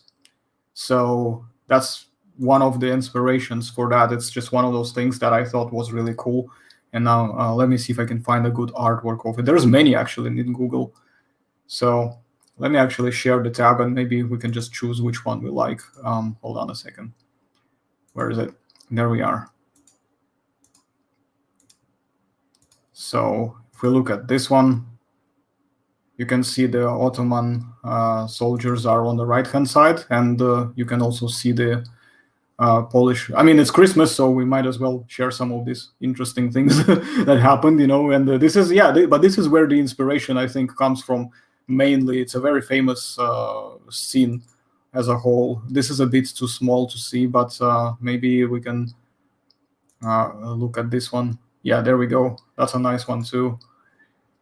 So, yeah, it's a very famous cavalry charge that basically lifted the siege of the city. And I believe it was John, I think it was John the Third or John the Second Sobinsky or something like that, I think. Let me see. Let me see what is a Battle of Vienna. Quickly have a look. I believe it was this guy that I just mentioned. So, where is he? Yeah, John the Third Sobieski. That's him. So that was him basically. Yeah. So the famous cavalry charge. That's where the Rohirrim inspiration. But there is another one. There is also a very interesting one, and it has a legend tied to it, and that's very relevant to Christmas, which I will tell you. It's a story that I really personally like. I think it's mostly legend. There is some part of it that's true, but obviously all true stories, they get exaggerated. So it's a Battle of Kulikovo Field, and they before the actual battle began, there was presumably a legendary duel between the two champions of both sides, and what happened was something very interesting. That yeah, you can see this one right here, right? So it's on the right hand side. You see these two cavalry soldiers. They are battling each other with spears. But what happened was that before the battle, way before it, the Rus, basically prince's champion, his name was Peresvet. He basically was, I believe, he was retired to the monastery before the battle, and he was asked by the prince Dmitri, and who I believe were, they were friends or something like that, at least according to the legend. I don't know if this is a true story or not. I think this is what the legend says. So don't get this confused. So I'm not claiming this to be a fact. It's just part of the story, like a legend. And yeah, he went to the father of the monastery and he said, yeah, but like I'm a monk now technically, so why should I take up the sword? And the father said to him, you know what, we are all about not hurting people. Like we can even tolerate a threat that comes towards us, but if our friend or somebody we love is threatened, it's our duty to take up arms to defend them. And this is what he did. He accepted Prince Dmitri's call for help, and he joined his army for the battle. And his opponent, before the main battle started, was the champion of the Mongol Tatars, who was fighting on the side of Mamai. Mamai was the warlord who was leading that army. And he was presumably quite strong, and so they were afraid that he would be, quite powerful to take on, and so they decided to do a duel between them. And what happened was they decided to do a horse cavalry sort of lance charge, but somehow Peresvet knew that his opponent's spear, the lance, it's not technically a proper lance, it's just a cavalry spear. He knew that his lance was much longer, so it means that he would be able to get him first. So Peresvet decided to take off his armor so that when they collided, when they charged into each other, his opponent's lance would go right through him, allow him to get closer with his lance, and he would get him as well. So that's how they clashed, and in the duel, they both perished. Both combatants died in that fight. But Peresvet has become a saint. So right now, his portrait, his picture, in fact, his painting is in every, I believe, church, which is the Russian Orthodox Church, in every one that I've seen. At least the one in our town of Rostov. If you go there, or in the ones in Moscow, Petersburg, anywhere you can find a Russian Orthodox Church, you will find a painting of Peresvet, and that's him. That's that guy, basically. He's been elevated to a saint for helping his prince to fight against their enemies. So yeah, that's the story. So you could say he sacrificed himself as well to defeat his enemies, so they both basically died. So it was a very interesting legend. And yeah, so that makes the first story of Christmas in that sense, because it has a lot to do with these kind of things. Although it's not related to the Catholic Christmas at all, because today is technically Christmas for Catholics. And the one I'm referring to is part of the Russian Orthodox Church. So, and they celebrate Christmas, I believe it's 7th January or something like that. I can't remember. So yeah, that's the story. So let's go back here. Okay, so 3 hours, guys. I don't know if you guys have any questions, if you have anything that you would like to share, let me know. And if not, we can just call it. So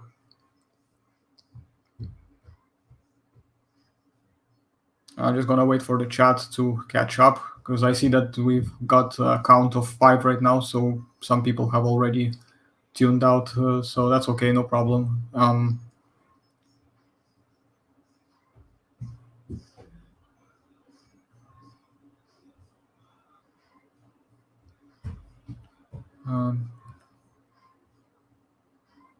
Yeah, Tolkien was a very good one in terms of adapting these historical events, and I am generally very, happy with his way of, interpreting these, events in the way that, I mean, look at it this way. George Martin, for example, George R.R. Martin, the one who does the Song of Ice and Fire, with him, it gets interesting, but it's sometimes a little too obvious where he got this from. Not that it's always a bad thing, but it can be a little too obvious. With Tolkien, it's kind of subtle. Unless you really know it, then you won't really know for sure. Because something like a cavalry charge, that basically saves the battle, those things happened a lot of times, because a lot of times cavalry, at the times when it was used in that sort of way, it was frequently reserved for these very purposes, so that the armies would commit in full, and then they would just charge them at the enemy to break them.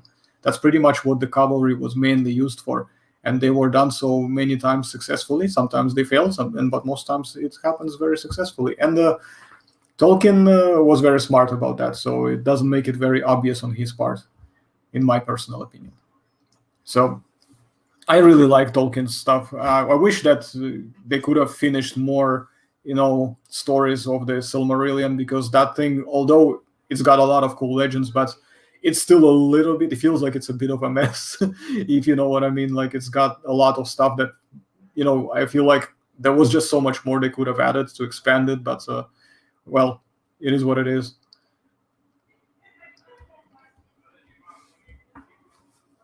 And oh my god, I ran out of drink. I mean, my gin tonic is finished. I just realized it. How come I drank it so fast? But I'm probably not going to do a refill because we are going to be wrapping up soon.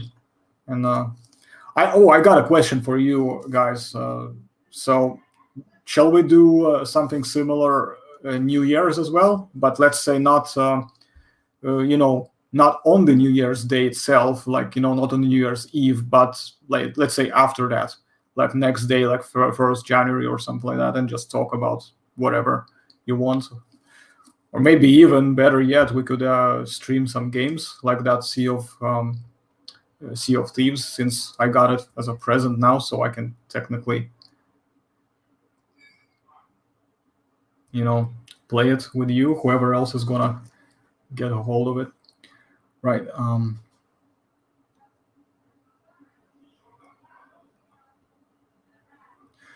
Yeah, okay, so that makes sense now. I didn't know that for sure. I heard something about that, but I wasn't 100% sure. So yeah, that makes perfect sense. That's why he probably couldn't. That's why we didn't have some of the pieces that were finished properly, and that's a shame. Yeah, but unfortunately, not everything works out like that. Brandon Sanderson, for example, I think he picked up, what was it, Wheels of Time, I think, and he finished it. But he picked it up from someone else, I believe. I haven't read it yet, but I will eventually. Right now, the one I'm on, and I want to give a shout out as well, and I'll try to see if I can get him on the channel eventually. It's this one right here.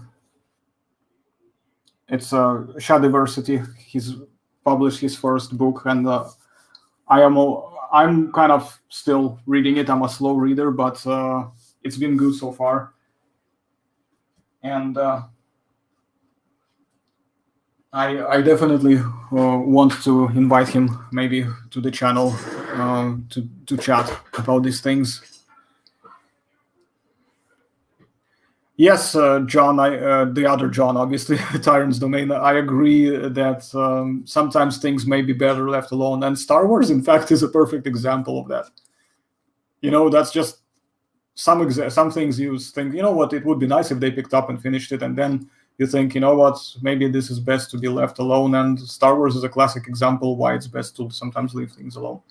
Because Star Wars got ruined basically by Ruin Johnson.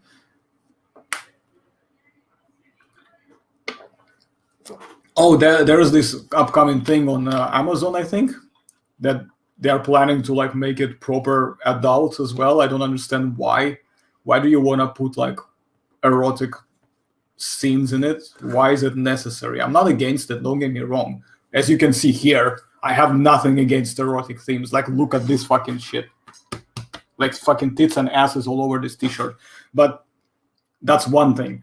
I'm talking about a piece that is basically, Tolkien's work, which has nothing to do with that. It's a completely different kind of story. It doesn't tell us about these things, It's kind of like, yeah, you can hint that it happened because, people have babies. That's okay. But I don't want to see everybody basically who gets together to fuck on screen. I don't care about that. I mean, even in Game of Thrones, they did a bit too much of it, in my opinion. And even in the books of George Martin, I feel like it was a bit too much for me personally. Like, I don't feel like this was necessary. You could easily skip those parts, cut them out, and put more actual character development in it. That's what I would want to see.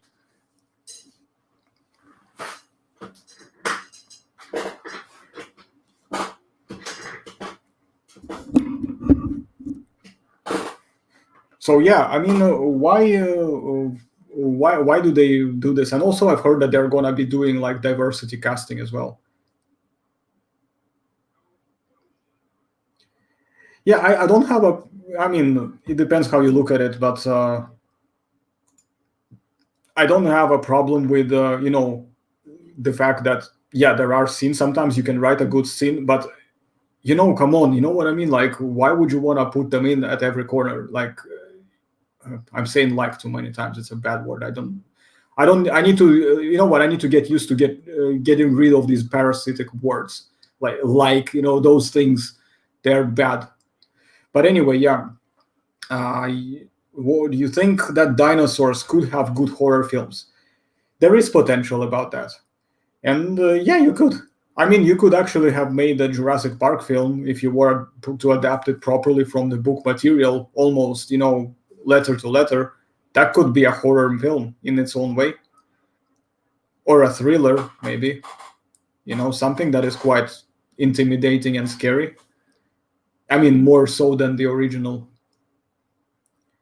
The first 4 seasons of GOT was so good, they didn't need all the TNA because, the stories were well written until they ran out of original source material. Well, there we go. That's just another proof of dumb and dipshit, basically. They just don't know how to adapt. They know how to adapt. They don't know how to write. And even then, they admitted, in this, remember how many times they were trying to avoid going into Comic Cons and all that? I mean, Gary from Nerdrotic did a good cover on this. And Jeremy from Geeks and Gamers as well. Shout out to Gary as well. Thanks for following me on Instagram. Really appreciate it. So hopefully we'll get to speak. I have so many questions I want to ask and so many things I want to talk about with Gary in particular. I have so many things I want to ask him and talk to him about. I hope I'll get to talk to him sometime, whenever he feels like it, of course. Baby steps. We'll get there eventually, hopefully. So, I mean, first 4 seasons were brilliant. I loved it. They were not 100% to books, but I still loved it. It was enjoyable. But what happened later? It just started going to shit. It just started going to complete shit. And that's not how you do it, man. You know what I mean? It's especially when season 5 and season 6, I was kind of thinking, okay, I get it. It's got they're trying something, but I kind of could still feel like they were trying it. I could still feel that there was a bit of effort in it. Season 7, I was already thinking, what is going on? What are you guys doing? And then season 8 happened.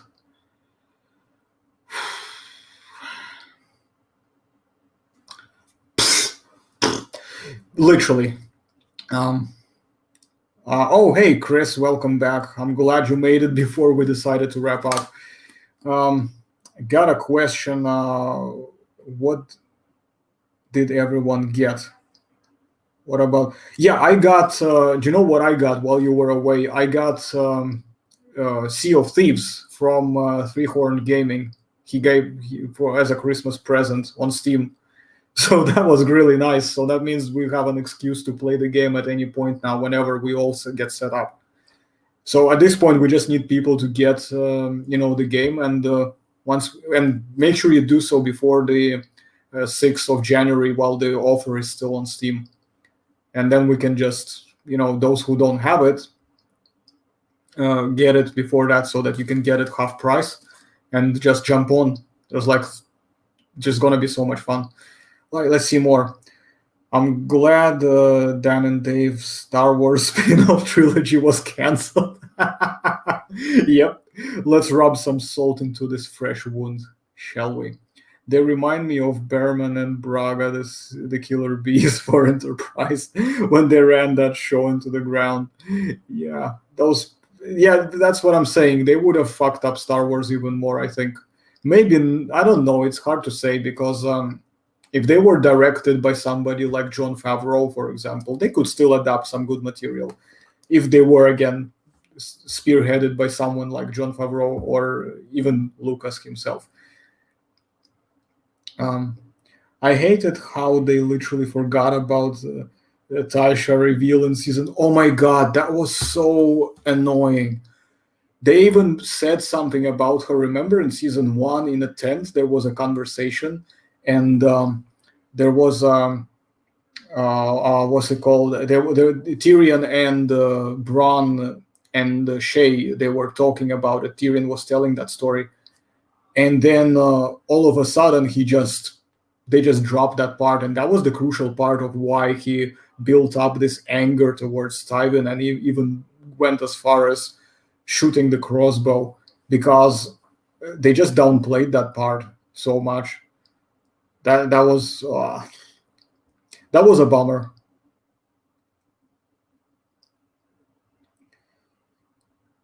Yeah, we're definitely gonna play it. Not this time, but we might do it. You know what I think we should do? We should probably schedule another special live stream event. Maybe for I'll tell you what we do.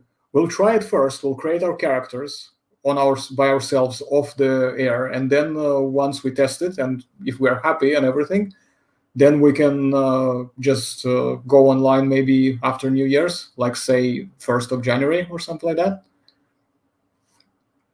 So I'm thinking about that. Maybe we can try something like this. I first want to test it. Obviously, I want to make sure that we can get it working and get our characters in order and all that stuff.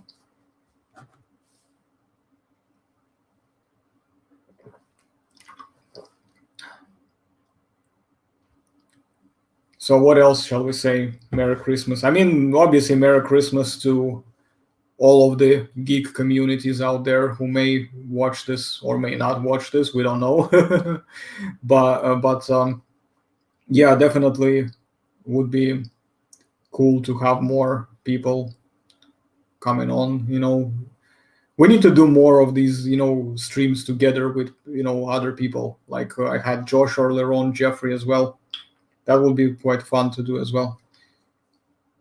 So yeah, all of you guys out there who are interested in this kind of stuff, make sure you get yourselves good audio at least. And if you can do video, that's great. But at least a good microphone would be nice. And we can just do more of these things and just talk about stuff like this, live action.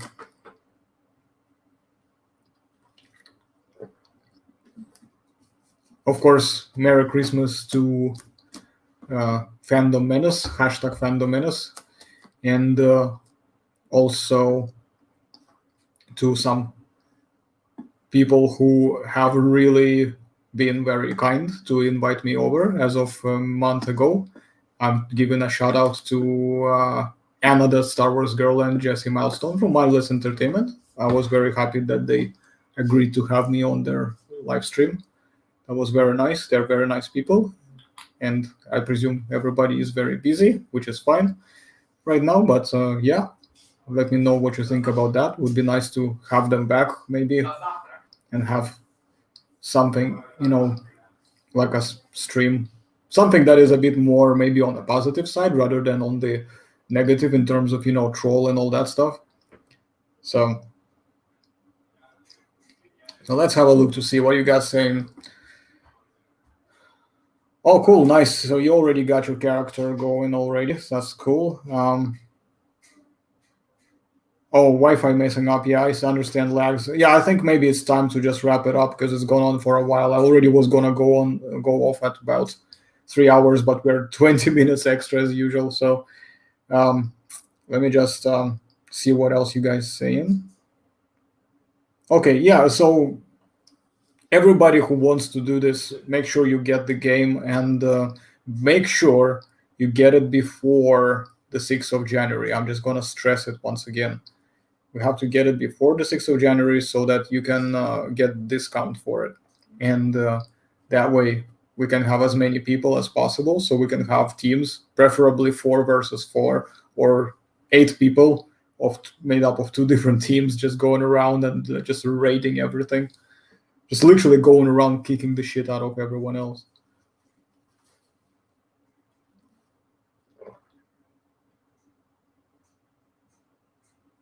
Yeah, definitely. I would need to practice it a little bit before I can start properly, playing.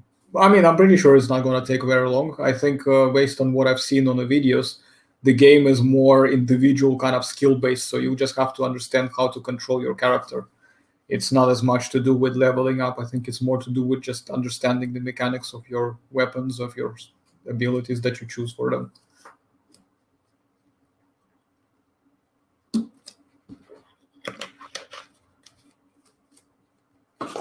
Okay,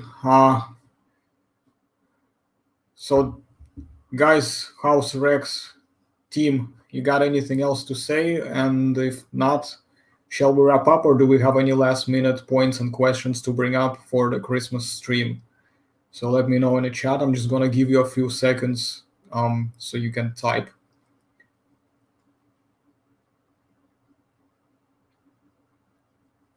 So just let me know if there's anything you'd like to add to the discussion or ask any questions. And if not, then we can just wrap it up and we could upload this to the channel so that other people can catch up as well.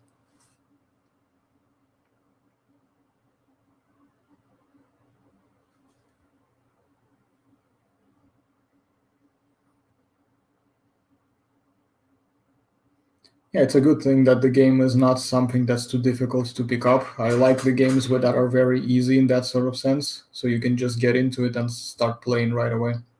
That's a good point.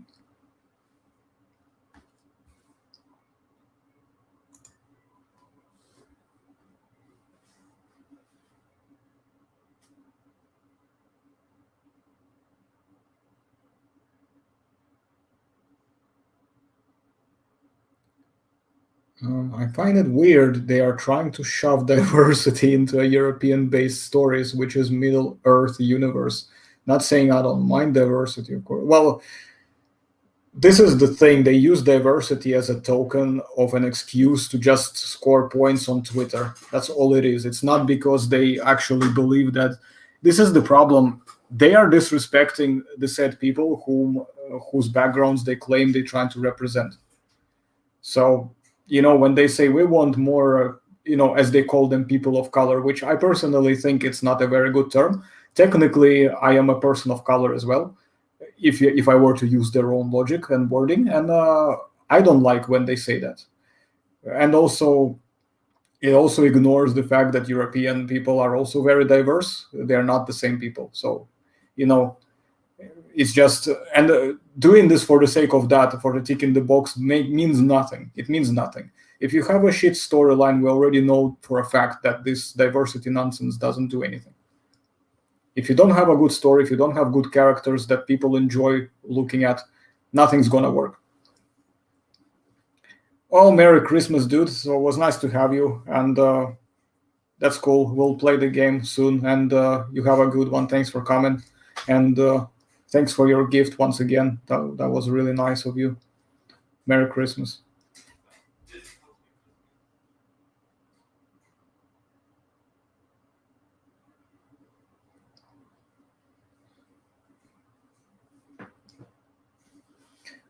Okay, so any more things to touch on? And let's just say, let's go with the last one. And after that, probably let's just wrap up, because I don't want to go beyond 3.5 hours anymore. That's just going to be way too much. So any last points to add, guys? Yeah, you too. Thanks. Take care, mate.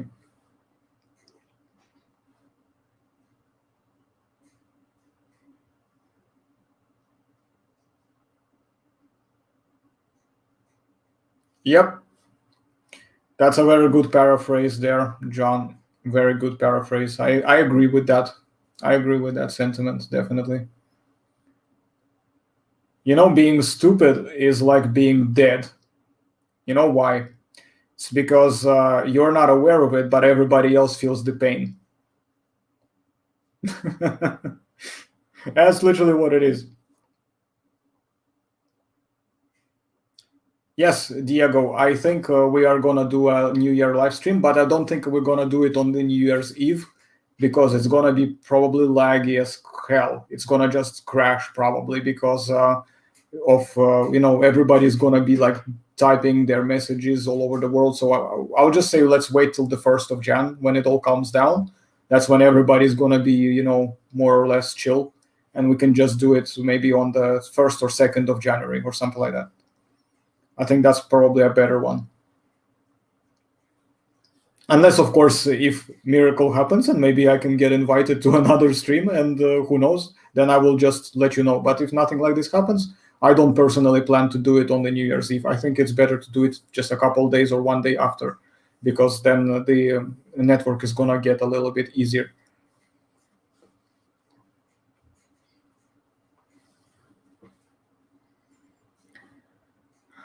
Okay. So anyways, guys, I think this is time to wrap it up now anyway, regardless. So if you have anything else to add, whatever, just feel free when I upload it, just type it in the comments or something, because we gotta finish this. It's almost 3.5 hours now. So once again, thanks very much for coming, everybody who participated and those who made it. So that was really good. I enjoyed my drink. I enjoyed your company, who could make it. And shout out to all other people out there who, didn't make it. I know some people said that they would, but they couldn't for a variety of reasons. So shout out to you as well. You know who you are. And of course, the prominent members of the Fandom Menace. I know that some people here who came to me as well, to my channel from their channels. So specifically to Anna and Jess, for those ladies, because they helped me out quite a lot as well with, getting a little bit more out there. And Merry Christmas to you all. Merry Christmas to them. Merry Christmas to the Fandom Menace. And I will say even as far as Merry Christmas to those people who don't like me very much, because good or bad attention is still attention. You know what I mean? Free rent is still free rent. So thanks for coming, guys. I'm gonna end the stream right now, and you guys take care and have good holidays and all that stuff. See you soon. Bye-bye.